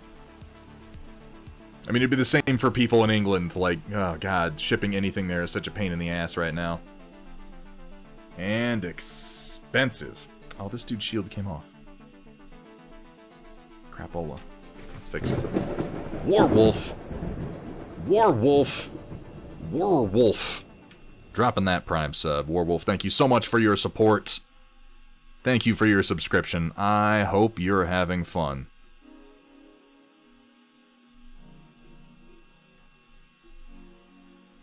Far from done, but you found some good colors. Fantastic.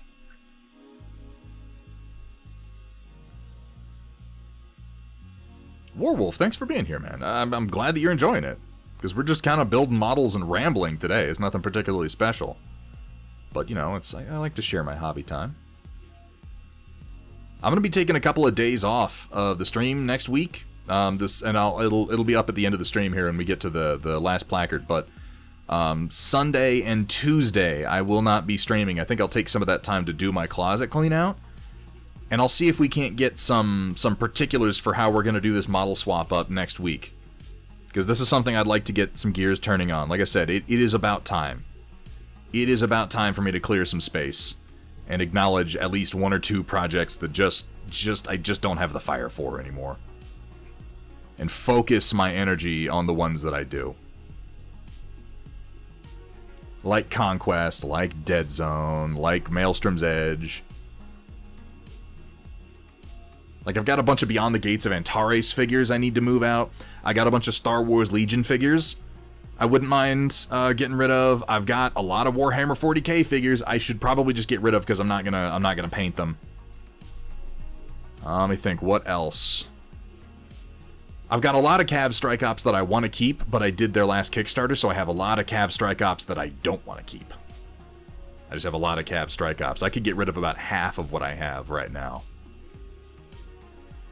Well, I'll tell you, Dr. Rhino, I've got that I wouldn't mind getting rid of for 40k. I've got some Primaris Marines, I've got some Chaos Marines, I've got some Death Guards specifically. I don't want to get rid of my Kroot. I want to save my Kroot. But I do have Gene Stealer Cultists and Adeptus Mechanicus. One of those two I wouldn't mind. That's one of those, like, I want one of them. I'm not sure which. Probably I would keep... I don't know. I'll make a decision on that. But one of those two factions I'd be willing to put up for the swap. And definitely there's a bunch of Star Wars Legion I could put up.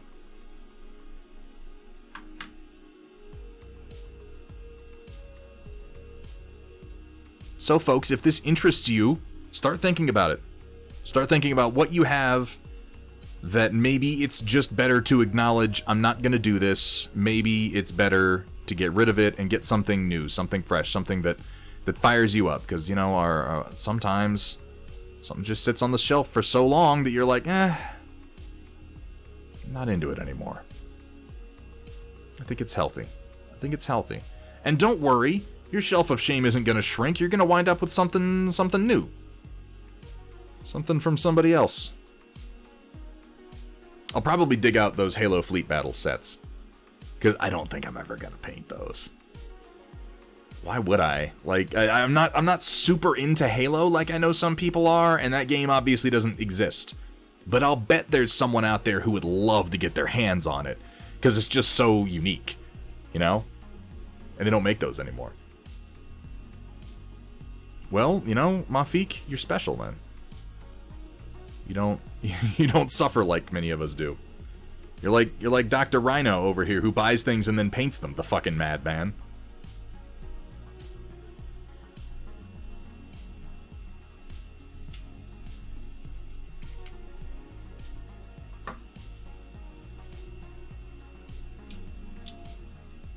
Alright, let these guys set for a little while. Should let Rick Graham know. Ooh, that's not a bad idea, actually. That's not a bad idea at all. I think I will.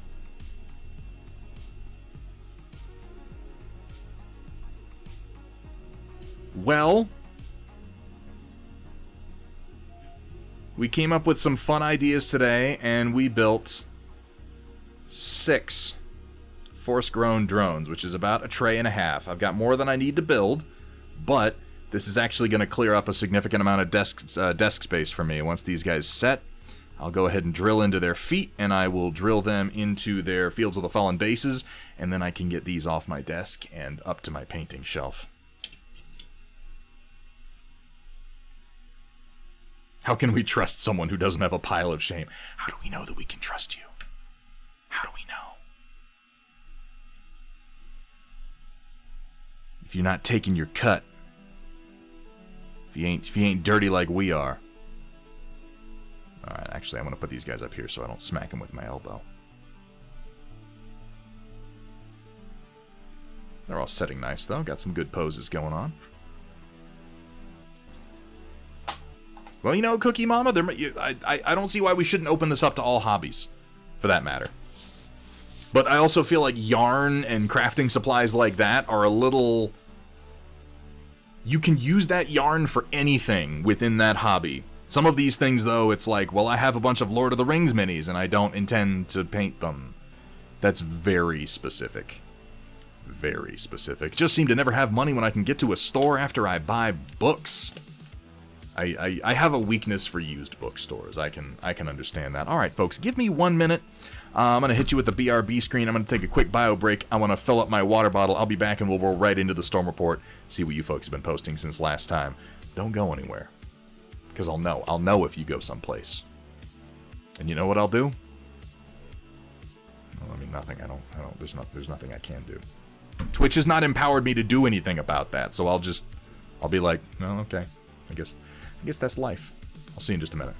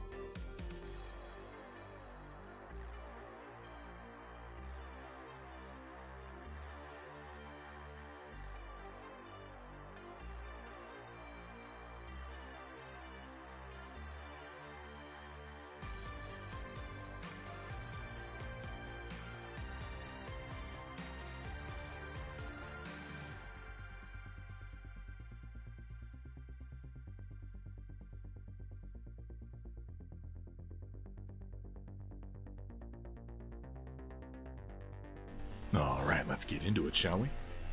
Just got a package in the mail. Went ahead and opened it up. And this is something that I'm going to try. Obviously not this week. We're going to be doing some acrylic painting with Rainy River Designs on Thursday. But they come in these ridiculous little plastic boxes. I just grabbed 2 of the Williamsburg metallic oil paints. I like that Williamsburg does this where they have some of the actual paint on the tubes. You can kind of get a feel for what it's going to look like. Oh my god, Deckard VS, how you doing, man? How's things? How's life? I hope things have been going well for you. We've been doing a lot of oil painting over here, so we're trying some new stuff. Yeah, but I got the Williamsburg Iridescent Pale Gold. We haven't done any of these metallic oils yet, so I'm very curious to see how they do. We got the Iridescent Pale Gold, and then... Oh my god, why is it packaged like this? This is crazy. Oh, that's very kind of you, Deckard. I hope it was in a good way. I hope you weren't, like, walking down the street and somebody, like shoulder-checked you and spat on your foot, and you were like, oh, that guy's just like Thunderhead. What a fuck! Yeah, it could have been. To be fair, I do that all the time. I don't even know people that I'm not even doing it for a reason. I just like shoulder checking people. And then we got some of this iridescent silver. I have no idea how this is gonna go.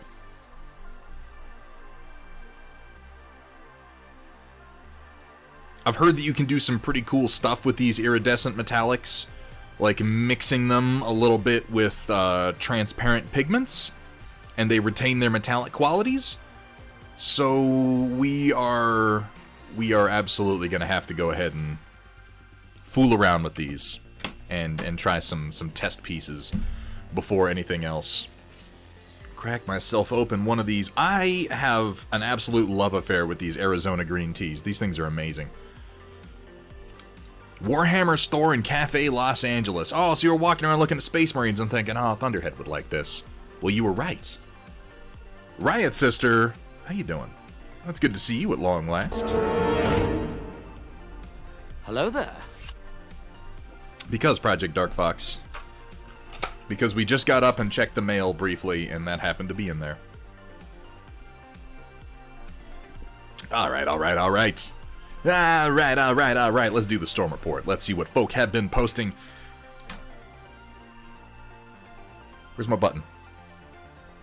There it is. Let's do this. Let's do this thing. All right, locusts and gentle mechs, get ready to feast your eyes on glorb paint and wet palettes with the occasional culinary atrocity thrown in on tonight's Storm Report, brought to you by viewers like you.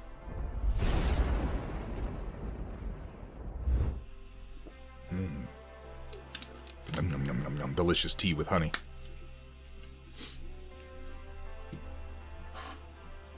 I hope all of your travels were smooth, easy, and fun, Deckard. It's wonderful to have you back, man. Let's go ahead and get started. We have up first from Mafik, as we so often do. Me passing by a hobby store, I see a new release kit while on a low budget. Soon. So soon. Really making the best use of some of the cursed frames from the original Gundam. Oh, this poor, like... It's a robot. It's a machine. So, like, its eyes should always be in the same proportion relative to the other parts of its head, and yet for some reason, he looks like he's drooping one eyebrow down. I'll never understand what these original animators were thinking sometimes. We also have the Vulcans in his head they're going 2 different directions. It's like crossed eyes, like they're facing across his head. Which makes some sense. They'd be pointed slightly inward so that they'd fire at a central point, but I don't think that's why the animators did this.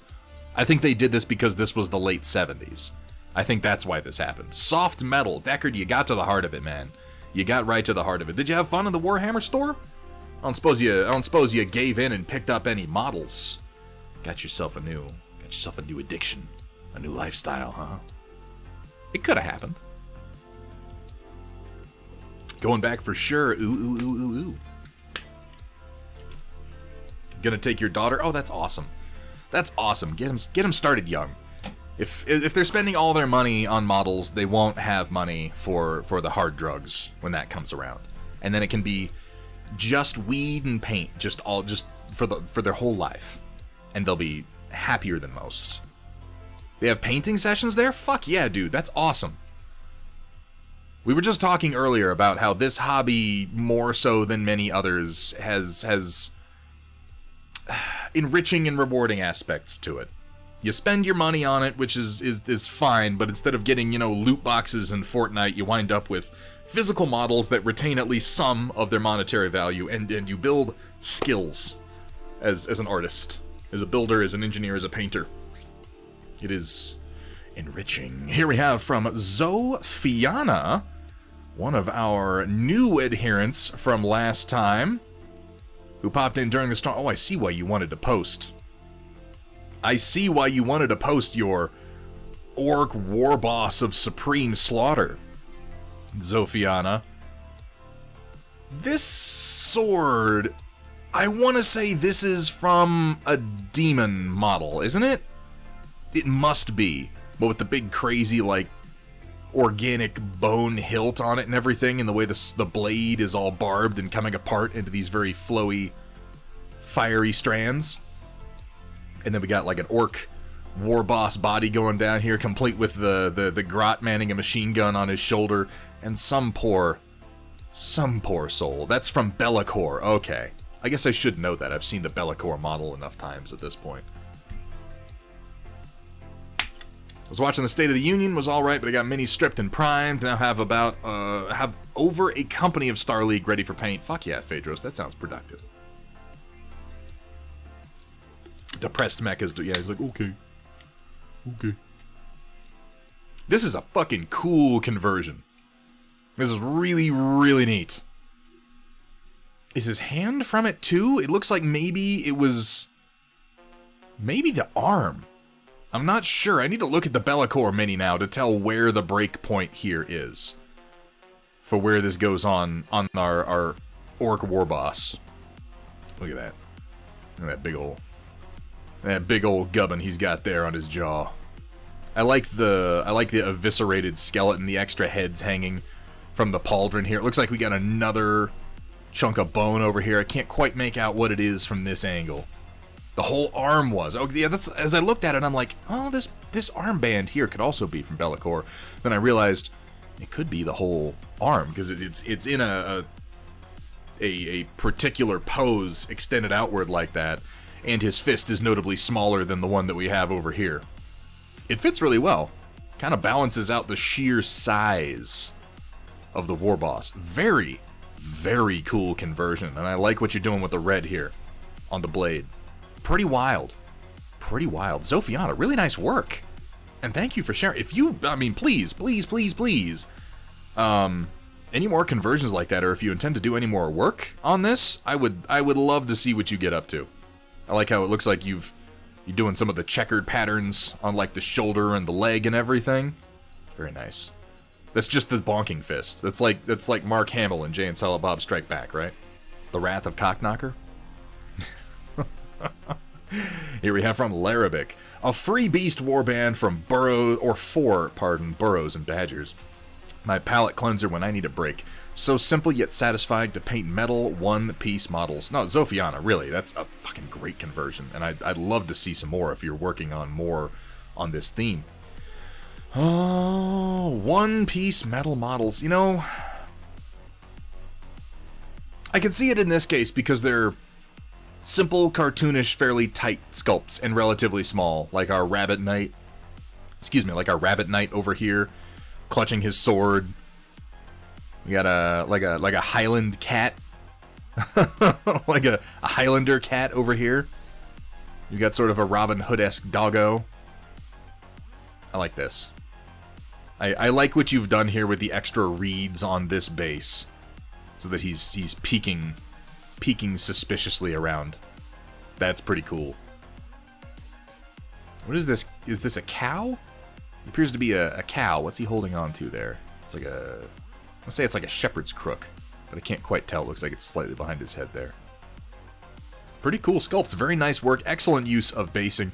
Really good use of color. I like that really saturated, vivid green all throughout, balanced out with a whole lot of reds for the fur. It's a remarkably contiguous color scheme, considering the nature of these figures, but it really, really works with the cartoonish sculpts and concepts at work here. Looks like Discord has shifted left in its frame again. Has it really? Oh, so it has. I must have done that. I like these. I like these a lot. I have to say, though, of everything that's going on here, this is my favorite. This is absolutely my favorite. Peeking around those extra reeds, this was some excellent, excellent basing that you've done here. And yeah, there is definitely something relaxing about doing simpler models every now and then when we've been working on crazy complicated crap, Larabic. Here we have from 7up Man. I recently showed my son's Annihilator here. Now my daughter, 15, finished her gift for my brother's birthday. He's an avid Clan Diamond Shark mech warrior, and according to Sarna, they drive Nova Cats. The decals will be applied later, but overall, she declared the mech done. Cockpit is a color shift paint. Turbo Dorks Radium. Water is transparent Vallejo paste that was dry brushed. Oh, that worked out pretty decently. I like how you get like 2 chunks of dirt and then you have like a little stream going between his legs here. Really nice, nicely done icy blue here. Good use of the little bits of metallic and silver to break it up. I would say pretty excellent brush control overall.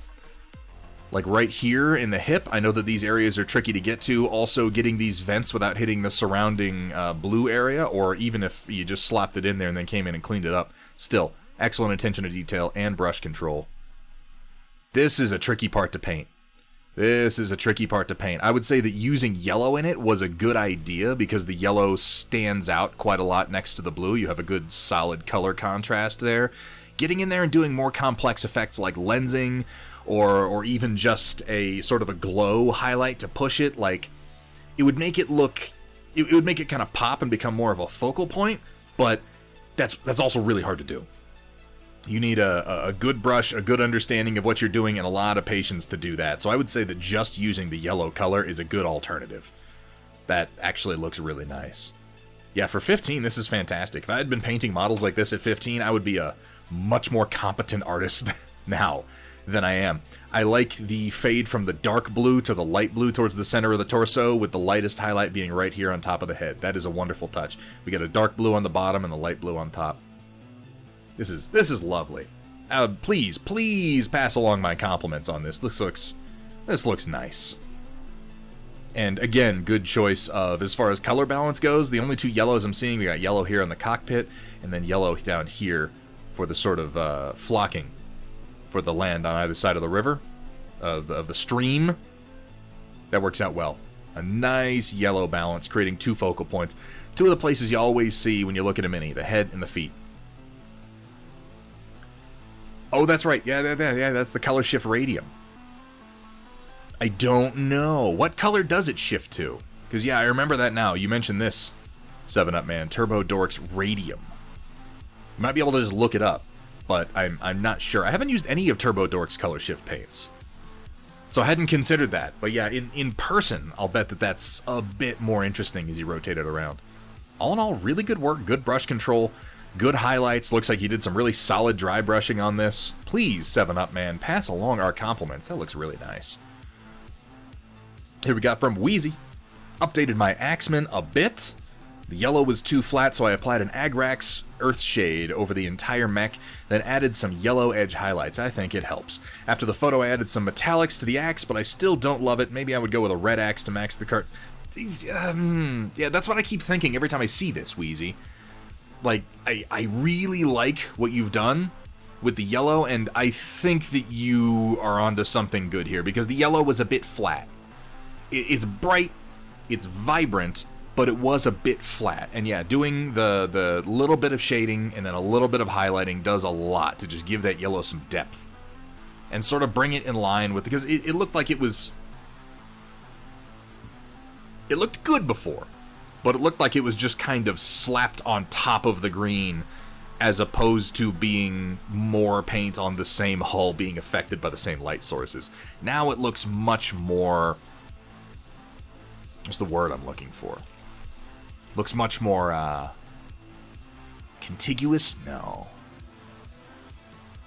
Cohesive. That's the word. Thank you very much, GM Kaylee. It looks much more cohesive now. And yeah, the missiles and the axe should be red. I don't want to step on your style, Wheezy, because I like what you're doing, bringing the Somerset Strikers into a more believable look. A little less like they just walked out of a cartoon.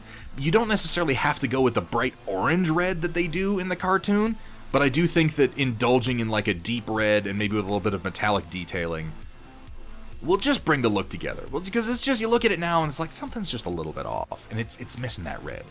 It's missing that little. It's like what happens every time I look at Ultramarines. Now I'm always like, yeah, but the bolters should be red. It should be red. Yeah, the lensing is amazing, and we were looking at the lensing last time. It's really well done, very tight. I think the lensing is on the cockpit too, and this cockpit is so small. And yet you've got the color in there, you've got the shadow, you've got the two little dots of glare. It looks fantastic. Really nicely done. I'd recommend doing the missile cones and the hatchet in a subdued red color. Yeah, I would think start with that. I would. It looks like it's already done in a red, but brighten this up a little bit and then do kind of a deep red with a few brighter red highlights on the axe. Kaylee, thank you for the reminder.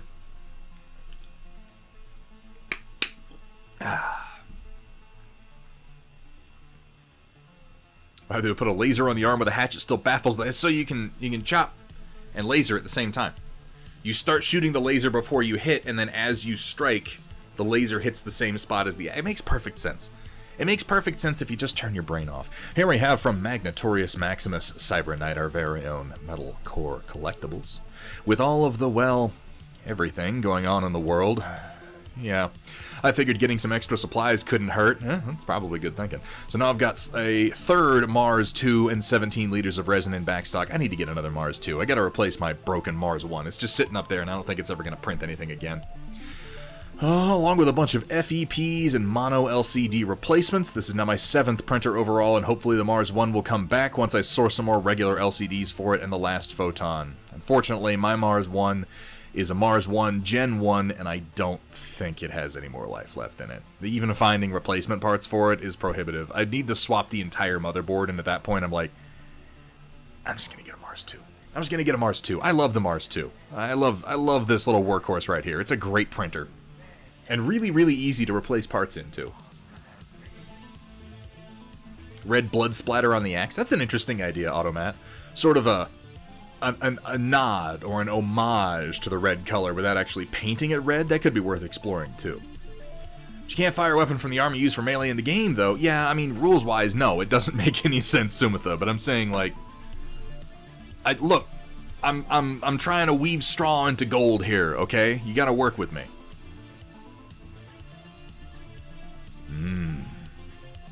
Oh, Elagumars. Oh boy, here I go printing again. Oh, Crumbopulous Michael, you psychopath. There's a Lego head back here. There's a giant Lego head. The fuck is that? Why is there a Lego man hiding in the back of your workspace? That's insane. Look at all these boxes of parts, too. Oh, this is so organized. Oh, it hurts me. It burns.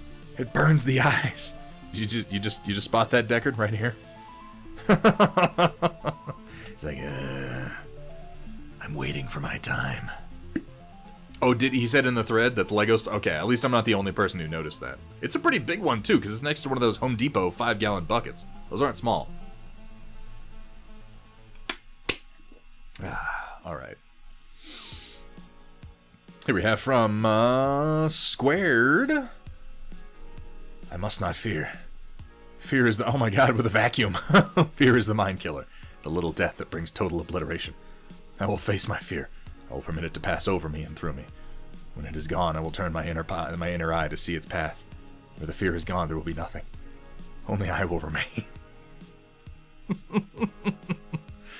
Yes. That cat is very much dealing. Very much. Here we have from Sheza, Glasses Gang, I can see. Riot Sister, thanks again for the vote of confidence. Oh, that's a cute pair. That's a lot like mine, actually. I'm a real minimalist when it comes to glasses frames these days.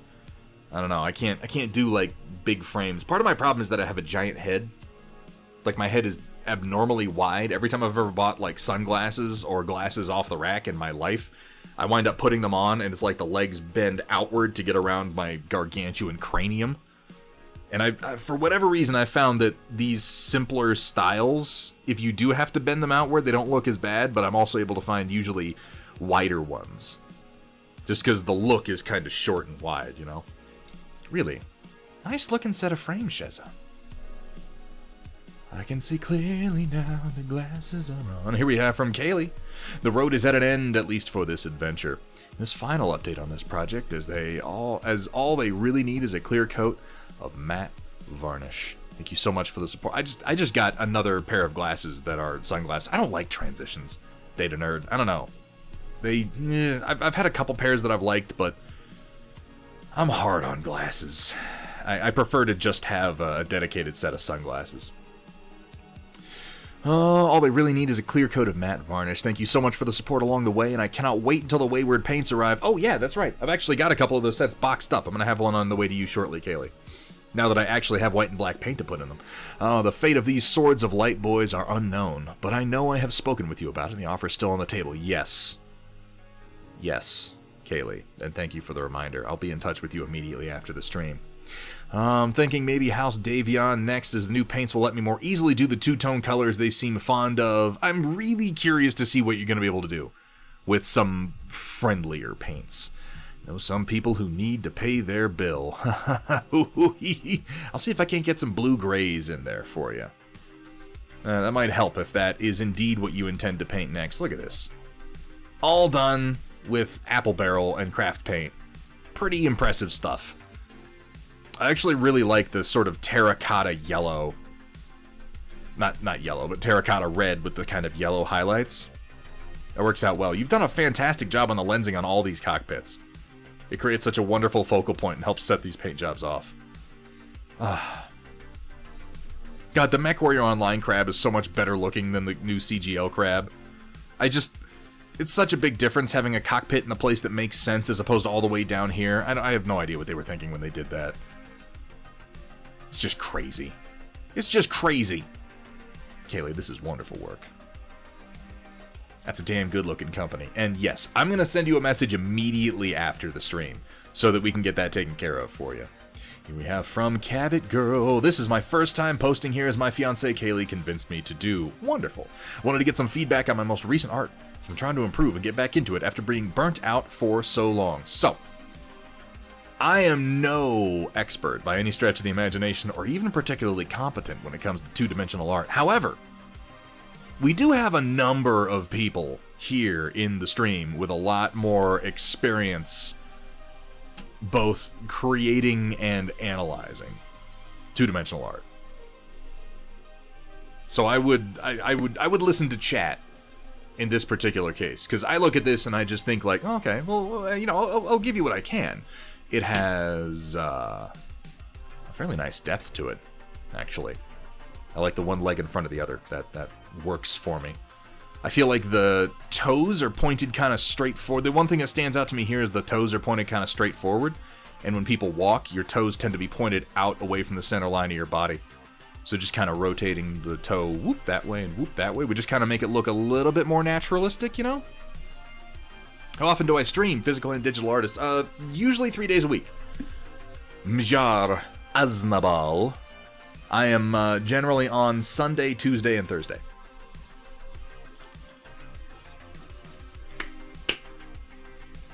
Yeah, this is the one thing that stands out to me. The facial proportions, now it looks like the head is maybe supposed to be, yeah, it's kind of, it's turned to one side, right? Because this ear is sort of behind the line of the head, and then this one is tilted forward. And it looks like the face is also supposed to be suggesting that. But I feel like it's very symmetrical down here along the jaw, and maybe tilting it to one side. I'm not sure exactly what I would do to suggest that more here, because like I said, I see it here. I see the head is tilted to one side here, and then I see that that's what we're trying to do in the face, and it's just not quite there. Something else needs to be done here to help sell the overall effect. I couldn't say exactly what it is, because again, I'm very bad at two-dimensional art. The arms should be longer. Okay, all right. Now, I will say, Cabot Girl, in addition to posting here in the Storm Report, consider posting. We have a two-dimensional art section. We have a whole series of channels devoted to two-dimensional art. Consider posting there and asking for advice, because we have artists like Project Dark Fox and a number of others who do art in the, Techno Sugar Creations, who do art in this style, and could probably help you figure out, because a lot of what's going on here is really, really working. But they could probably give you more meaningful tips than I am. Shift a little more to the left. Yeah, see, there we go. But yeah, post this in the two-dimensional art section and ask the same question. And see if you don't get better advice than I can give. I really like, actually, the kind of central crease to the pants. You've got a lot of really good detail in here, and I like the shading on the inside of the coat. Very nice. I hope that we can be helpful, though, Cabot Girl. Again, we do a lot of mini painting here, but we have a whole lot of artists in the community. And thank you so much for sharing your work. I really love, in particular, when people kind of go out of their comfort zone to share with us, because it's why we do this. It's why we do this is to grow and to get to really get other people's opinions and critique and advice and improve ourselves. Character's left eye on our right should be a little bigger because it's closer. Yeah, I think that's what the offset is maybe meant to be saying, is that the head is tilted like this. But in that case, yeah, the size should be different as opposed to the alignment. I think. Again, I don't really do. I can sketch stick figures. I do great stick figures. That's a lie. My stick figures suck too. Here we have from Dark Traveler, Plastic Crack Overload. Yeah. Yeah. We need to get you on our model swap train, man. Starting collecting craft worlds. We got an old Eldar Wraith Knight, as it was called, a Dreadnought back in... Everybody had Dreadnoughts back in the day. This all came in yesterday. Oh, man. You got a bunch of Eldar, and there was this a Mauler Fiend over here. Mauler Fiend, Forge Fiend, whatever the hell it is. It's a fiend of some kind. You can tell because it's a big gaping maw and a big weird segmented body. Man's out of his mind. Absolutely out of his mind. Here we have from Gear Falcon another Death Core of Krieg. This one is just a work in progress.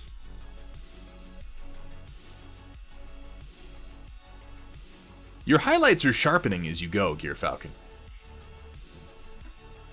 Like, the highlights and the shading on this one are crisper and more intentional than I feel like they have been on the previous Death Core of Krieg models you've done.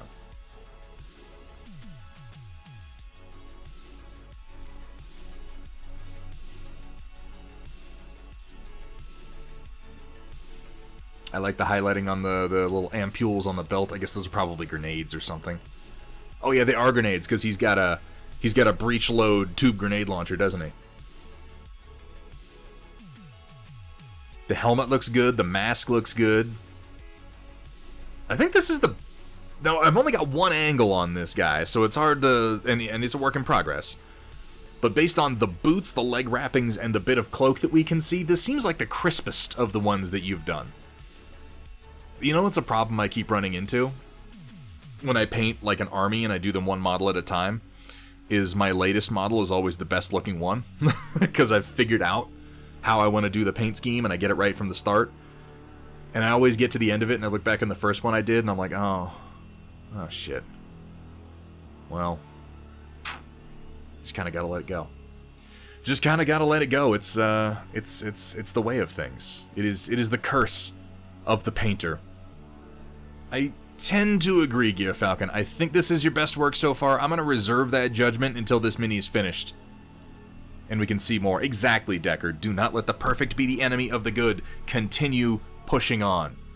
Onward and upward. Apply lessons learned to new models.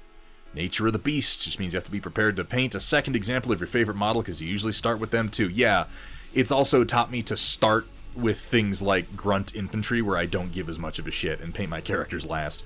Here we have from Machine God Ur. Took some time to finally build a display plinth for standard pictures. Used some excess Heroscape tiles to build it up. Epoxy sculpt to modify and smooth it out. Primed, painted, and flocked, then dabbed some vegetation stuff on there.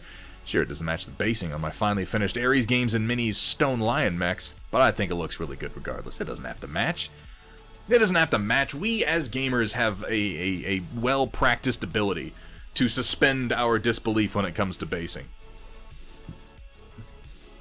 A lot of people, a number of times over the years, I've seen people say things like, and try, like, I'm going to do clear acrylic as a base, so that they always look like they're in the environment that they're in on the tabletop. And on its face, it seems like a good idea. On its face, it seems like, well, yeah, that makes sense. It'll be clear. They'll always look like they're standing in the environment that I've created with the mat and the terrain. I've never liked it. I've even done it a few times. I did it for my FFG tabletop figures for Imperial Assault, because I think that was the one case where it was a good idea, and that's just because the Imperial Assault tiles have hand-drawn art on them, and it's very, very particular. It's representing a very specific environment that they're supposed to be in. It very rarely is, GM Kaylee. I managed to make it work with, it wasn't even styrene, or not, acrylic rather, I think it was acetate. Really, really thin acetate sheets. I did manage to make that work one time, but even then it's really hard to keep it from fogging if you're using super glue. I think it's just a better concept than anything else. I like basing. I think that basing is part of painting the mini. And despite the fact that that's what I'm really getting at is I've already trained my brain to see these separately, to see the base that it's on as a part of the paint job, and then to see the environment that it's in as sort of a separate entity. I like what you did here, by the way, with creating this environment by keeping the edges hexes. That's wonderful. That's so beautifully thematic. Divided up nicely. Good mix of vegetation, by the way. Short grass, tall grass, scrub. You got like moss, like hanging Spanish moss. You got some trees in the background. Looks like N scale or Z scale. Little crystals on the bases. Oh, these came together really, really nice, Machine God Ur. I like transparent bases personally, and you see, it's a personal choice. And if you like them, that's what you should do. Techno Sugar.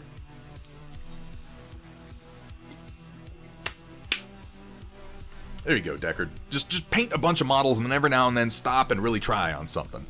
Fact is, we got a lot of models to paint. Man, oh man, oh man. Machine God, wonderful work, and I can't wait to see some more of the photography you get done on that. Here we have from Whirlin 97. Good old Desert Owl. Battlemaster in red. I like this. Yeah. I love that big bubble cockpit. It makes it so easy to have such a striking focal point by using even a single color. I like that kind of deep, ruddy metal that you've got going on here. Some real interesting tones in there. I'm seeing reds and I'm seeing greens. We got some blue for the lasers in the shoulder there. It looks like the antennas are actually intact, which is always an achievement. Enjoying how this color study is working out. Have 4 to 6 more to go after this one. Keep it up. Keep it up. Really liking the red on the cockpit. Painting bubble canopies using like a volumetric lighting or lensing effect is really, really tricky. And it maybe is one of the few cases, because I'm usually like against the idea of... Sorry, I had something stabbed into my toe. I'm usually against the idea of using just like a gloss varnish or anything like that to use natural lighting for the highlights, but in the case of a bubble canopy, I actually kind of like how the natural light is playing off of the what appears to be kind of a satin finish. It's very hard, Sumitha, and it's one of those, it's like painting lightsabers. You can do it, and it can look good from one angle. And then as soon as you rotate the mini, the effect disappears. It just looks wrong. You have to paint to the golden angle if you're going to do it. Otherwise, you have to use more general highlighting effects. Or say screw it, make it all one color and let it be, as I said, a really, really nice focal point. Look at that. Look at that beautiful curving bitch. I love the Battlemaster. It's got such wonderful curves to it in the calves. I like how wide the feet are. I like how even the thighs have some curves to them. Sexy. It's a metallic that you watered down to make the wash. Well, that explains why it's a little extra shiny. Well, that worked out nicely. Wonderful work. Wonderful work, Desert Owl, and I cannot wait to see the rest of that study that you're working on. So I use a really metallic silver under transparent green from it. Yeah. And a lot of people, like we've seen before, use the color shift method, which I think is a good one. Here we have from Automat Americana. After the experience of multi-posing in Tinkercad, I can safely say I'm going to take a break from mechs now that this is done, and it is done. Like, please, God, no more. You know, sometimes it doesn't matter whether the mini's done. Sometimes what matters is that you're done working on it. Included are my reference picks for the project, though truth be told, I also took some inspiration from how Death Ray Designs modeled some of their mechs. Some of it's just me having weird ideas, like adding spikes to the back of the knees. Did walking poses with high and low steps, kept a version of the stompy looking pose, because it really does look the closest to the original 5L art. And of course there's stationary standing pose I started with. Though the two choices of top-mounted weapons, in theory, I could just keep making more top weapons with the same mounting base if I wanted, you could. And I might come back to that idea at some point, but for now, I need to think of something simple to work on. Take a break, man. Take a break. Oh yeah, I see. Yeah, the walking pose seems a bit more neutral than our... Yeah, okay, I see what you're going for here. I think I see where the disconnect for me is. And I'm not going to say go back and work on it now, but when you get around to it, when you feel like coming back to this one, you see how his toes are flattened out, his heel is raised, whereas back here, the whole foot is just flat. If you've ever, like, if you walk sometime, think about how your feet move. Your back foot is going to push off with the toes and rotate up onto the ball of your foot in order to push off the ground. And then you're going to come down on your heel forward. So I think if all you did was kind of rotate this a little bit more neutrally and tilt the back part of this dual joint up a little bit so that these toes were flexed more up and these toes were flexed more down. Because you can see, like, these toes come up and then they're pointed down at the ground back here. And this simple change does a lot to sell that motion, that very naturalistic movement. So it doesn't look so much like he's just standing there. What's up, Caxips? How you doing? Another way to do a lightsaber is a single color and then go over it with some transparent metallic. Yep, that's definitely an option. But as I said, it doesn't really matter if it's done, because sometimes you're done working on it. And the fact is, you need to take that fire and direct it into something that you're passionate about, because if you just keep plugging away on something that has worn you down, you're not going to get good work done. You're not going to get good work done. Give yourself a break. And eventually, you'll be like, I want to go back and fix it. And that's when you do it. Don't know how many times I glitched Tinkercad out, posing the toes on just one of the feet. Lower the forearms down to the side so it doesn't look like it's doing a zombie march. Oh yeah, I could see that. Lower the shoulder angle here so it's not so much forward like this as much as kind of hanging down to its side. And for that matter, if you look too, its guns are kind of tilted downward instead of straight forward, like it's got some weight to it, like it's hauling them, you know? It's tricky and it's subtle. But those subtleties make all the difference. Here we have from Nanotanks, not a new pick, but inspired by your look at Dystopian Wars, a Japanese mechanical squid I had painted for quite a while. Have we seen this before? I think maybe I've seen a picture of this one, of yours before. It's so cool. I particularly like how the... Now, okay, squid have...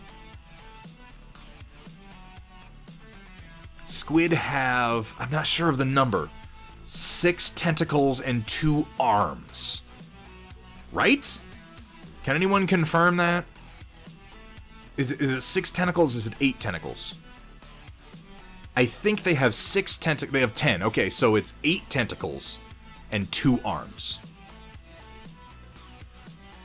I wasn't sure if it was a total of 8 or 10. but I know that 2 of what they have are technically arms, and those are the ones you see that have the little pads on them. And in this case, the arms are guns, which is why I mention it. Like all squid, the colossal squid has 8 arms and 2 tentacles. No way I have that backwards. Do I really have that backwards, Deckard? Are you fucking with me? That they have 8 arms and 2 tentacles? God, no. Oh, man. I was so close. Well, I mean, you know, I'll just straight up admit that I don't know the mechanical difference between an arm and a tentacle in this context. They have 1 bone. Yeah, it's up here. Well, in this case, it has no bones because it's a damn machine. And it has no arms and no tentacles. What it has are mechanical armatures, so I'm technically not incorrect. Technically, I am correct, and that is, of course, the very best kind of correct. Either way, whatever it is that it has 2 of have been turned into guns, and I like that. And the other ones are just more like little questy mechanical armatures. Back of the weapon pods hit the legs. Wait, where? What are you talking about? This is pretty neat. It also has that kind of Nautilus-like design. I always think of that when I see the curved hull and the little chunka crenellations. Octopuses have 8 arms and no tentacles. Okay, I did just have it reversed. Because I was thinking, octopuses have all tentacles. And then what separates it is that the squids have some arms. So I just confused what an arm and a tentacle is. Squid and cuttlefish have 8 arms, or 2 legs, and 6 arms and 2 tentacles. Okay. I knew that there was a mechanical difference, but I was clearly too ignorant to know specifically what it was. Oh, you're talking about the... I don't know why I thought you were talking about the squid. You're talking about the marauder. Okay. Again, I have no idea what the difference is. I just know that there is one. And a giant Antarctican crab. I like scuttly robots.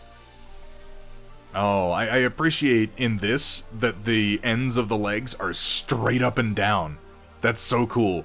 You have the flexibility here in this dual joint, but the final leg is just straight up and down. I can see this one moving, just back and forth. Ah. I know I've shown before the concept art for the German, the Russian block robot in Robot Jocks. The 4-legged one at the end of the movie is based on concept art that was way cooler than the actual model they ended up making. And it had legs very much like this, where they came straight out. They had a little flexible joint, and then the main leg just went straight down into the ground, and it had 4 of them, so it looked like it could kind of scuttle back and forth, which I think in a combat robot would actually be pretty effective. Being able to scuttle to the side relatively quickly. Oh, that is an adorable crab emote. Is Captain Krabs a stream that I should check out? Is this something that I'm going to understand, or am I just going to find it upsetting?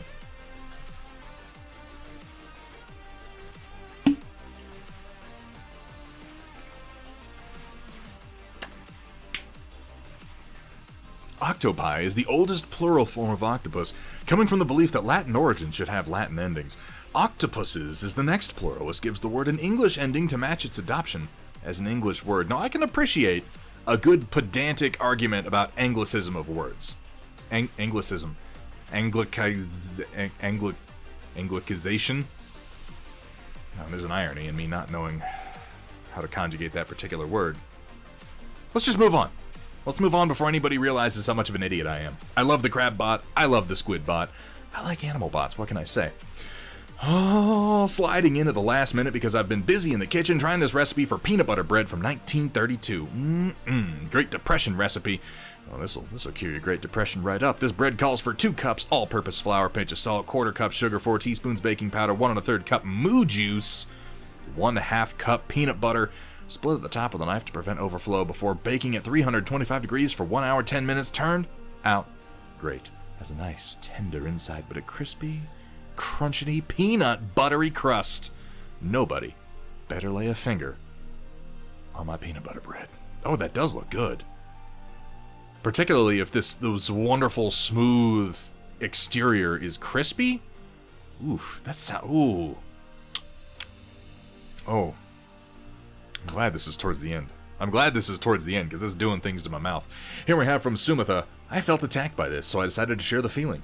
Because I'm an asshole. But also, I don't have anything else ready to share. And still wanted to share something. I can appreciate that. Stress-laxing. I mean, it's still loading, but I can read it. Being stressed that relaxing makes you more stressed because you're not working on what's making you stressed.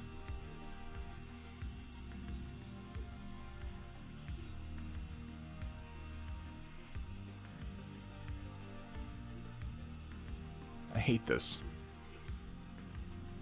I didn't need a word for this. This is just...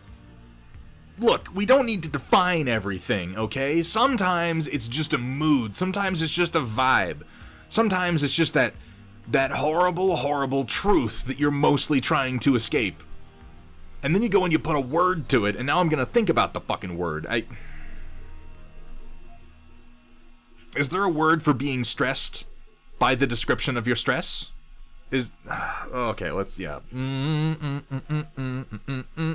What do we got from Chryssala? Started up a new model yesterday because I have a problem, apparently. It was originally going to be a fast buggy with a pair of light cannons, but Tiny Hands insisted on giving it artillery. So here's the fast, compact, wheeled platform that hurls, admittedly small, chunks of explosive ordnance. I probably should have assembled it first, but oh well. Oh man. Just gotta have them big old guns on it, huh? I kind of like the rear dual side mount to it. The guns that big would have to be further back, and for that matter, I like triple axle. You know I like triple axle vehicles, and having two of your axles back here to support the weapon system, that just makes sense to me. That just makes sense to me. And if your problem is being too productive and making too many things, that's the kind of problem most of us want to have. You keep on rolling, Kursala. And the fact that you have Tiny Hands input on the weapon systems is, it's wonderful. It's true, Dr. Rhino, I'm a big Christy Yamaguchi fan.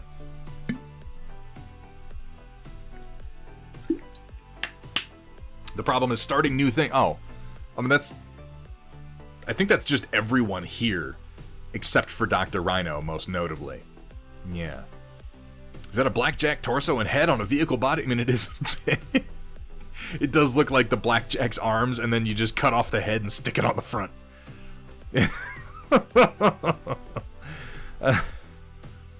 Yeah, I'd buy that.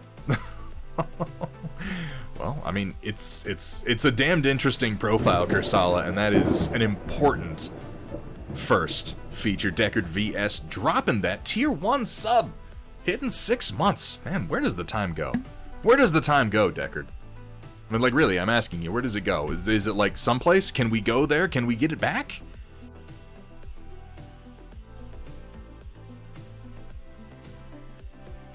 I think I'm stress-laxing right now. Thank you so much for your support, Deckard. I really appreciate it, man. I appreciate all you guys' support. The fact that you make it possible, that you make it reasonable, that you make it feasible for me to keep doing this week after week. I have had the most interesting couple of years. And I shudder to think how it might have gone had I been left to just descend in on myself like a dying star. Here we have from Dr. Rhino. Thoughts on how to approach the basing colors, use the Necron green stuff roller.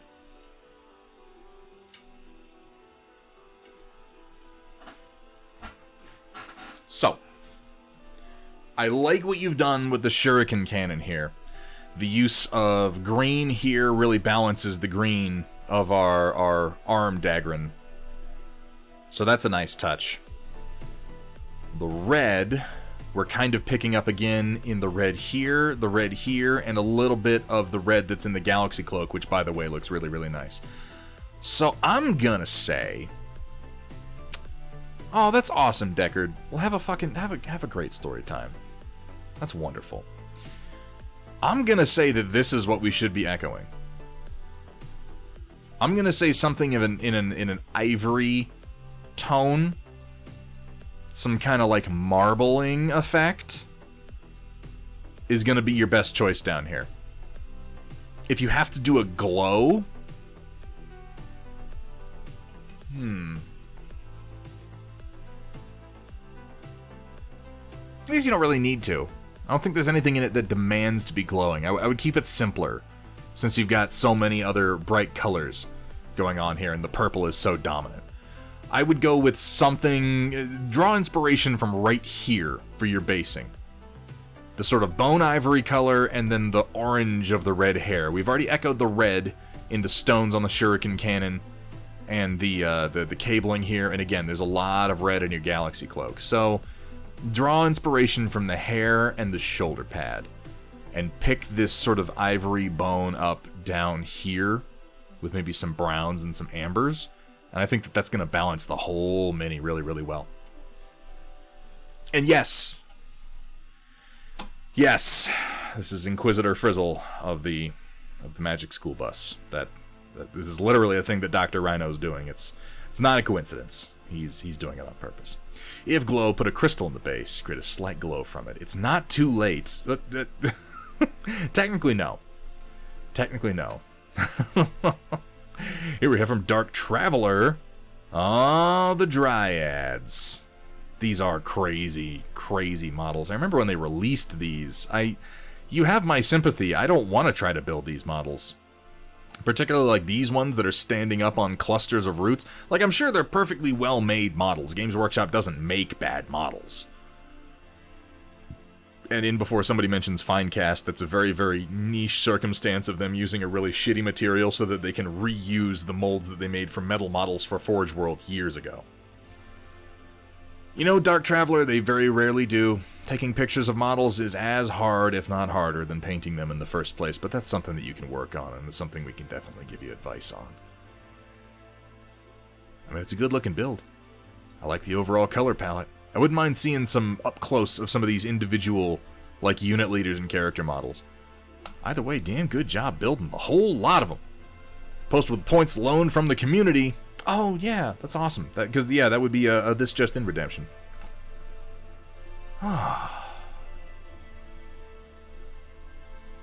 Very early 40k. No, you're right, WJ. She looks like an Inquisitor that you would have bought in the late 90s, early 2000s to me. And I'm very, very curious to see what he does with the rest of the Magic School Bus. But that will bring us to the end of the Storm Report, and thus the end of tonight's stream. Bought the Sylvaneth not long ago, still working on my blood letters as my practice minis. I think blood letters are good ones to learn on, because you can do really simple color schemes on blood letters. And red is a tricky color to work in, but if it's mostly what you're focused in, like red and brass is kind of all you need. Maybe a little blue here and there, like in the eyes or something, if you want to do something fancy, but pretty simple. Pretty dang simple. So, folks, let's figure out who we're raiding tonight. It's got to be somebody doing something, right? Let's take a look at Twitch.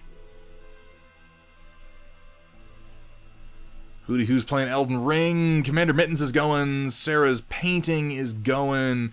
Goblin Welder is going. We haven't raided Goblin Welder. I like Goblin Welder. Why don't we make Goblin Welder happen? I don't think we've raided them before. Good stream.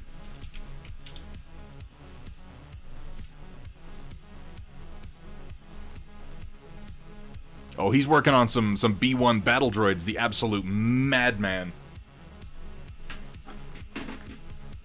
That should be a fun time. Let's go ahead and get that started, folks. And if you don't mind, I know some of you are probably about to turn in for the night, but if you don't mind sticking around for just a few minutes, I don't think we've raided Goblin Welder before. Take a look at the stream, see if you like it, consider dropping a follow, and popping into their next stream when you get a chance. Remember, folks, follows are free, and discoverability on Twitch is really, really difficult. So we're going to be back.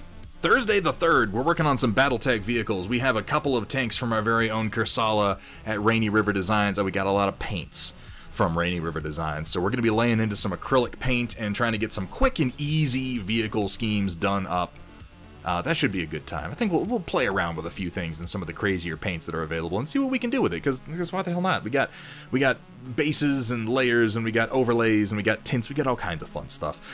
Saturday the 5th is going to be our Discord movie night. We're going to be watching Mythica and possibly Mythica 2. There's been a request that we start earlier in the day, so I think we're probably going to start around 3 p.m. Mountain Standard Time. We'll talk some more about that in the movie night discussion channel on the Discord. And then Sunday and Tuesday next week, I'm planning on no stream right now. I'm planning on taking those days off. If anything changes with that, I'll be sure to notify you people ahead of time, but we should be back Thursday one way or the other. A huge thank you as always to everybody who contributed to the Storm Report, and as always to my amazing mod team. I'm going to send you over, so until next time, keep on painting.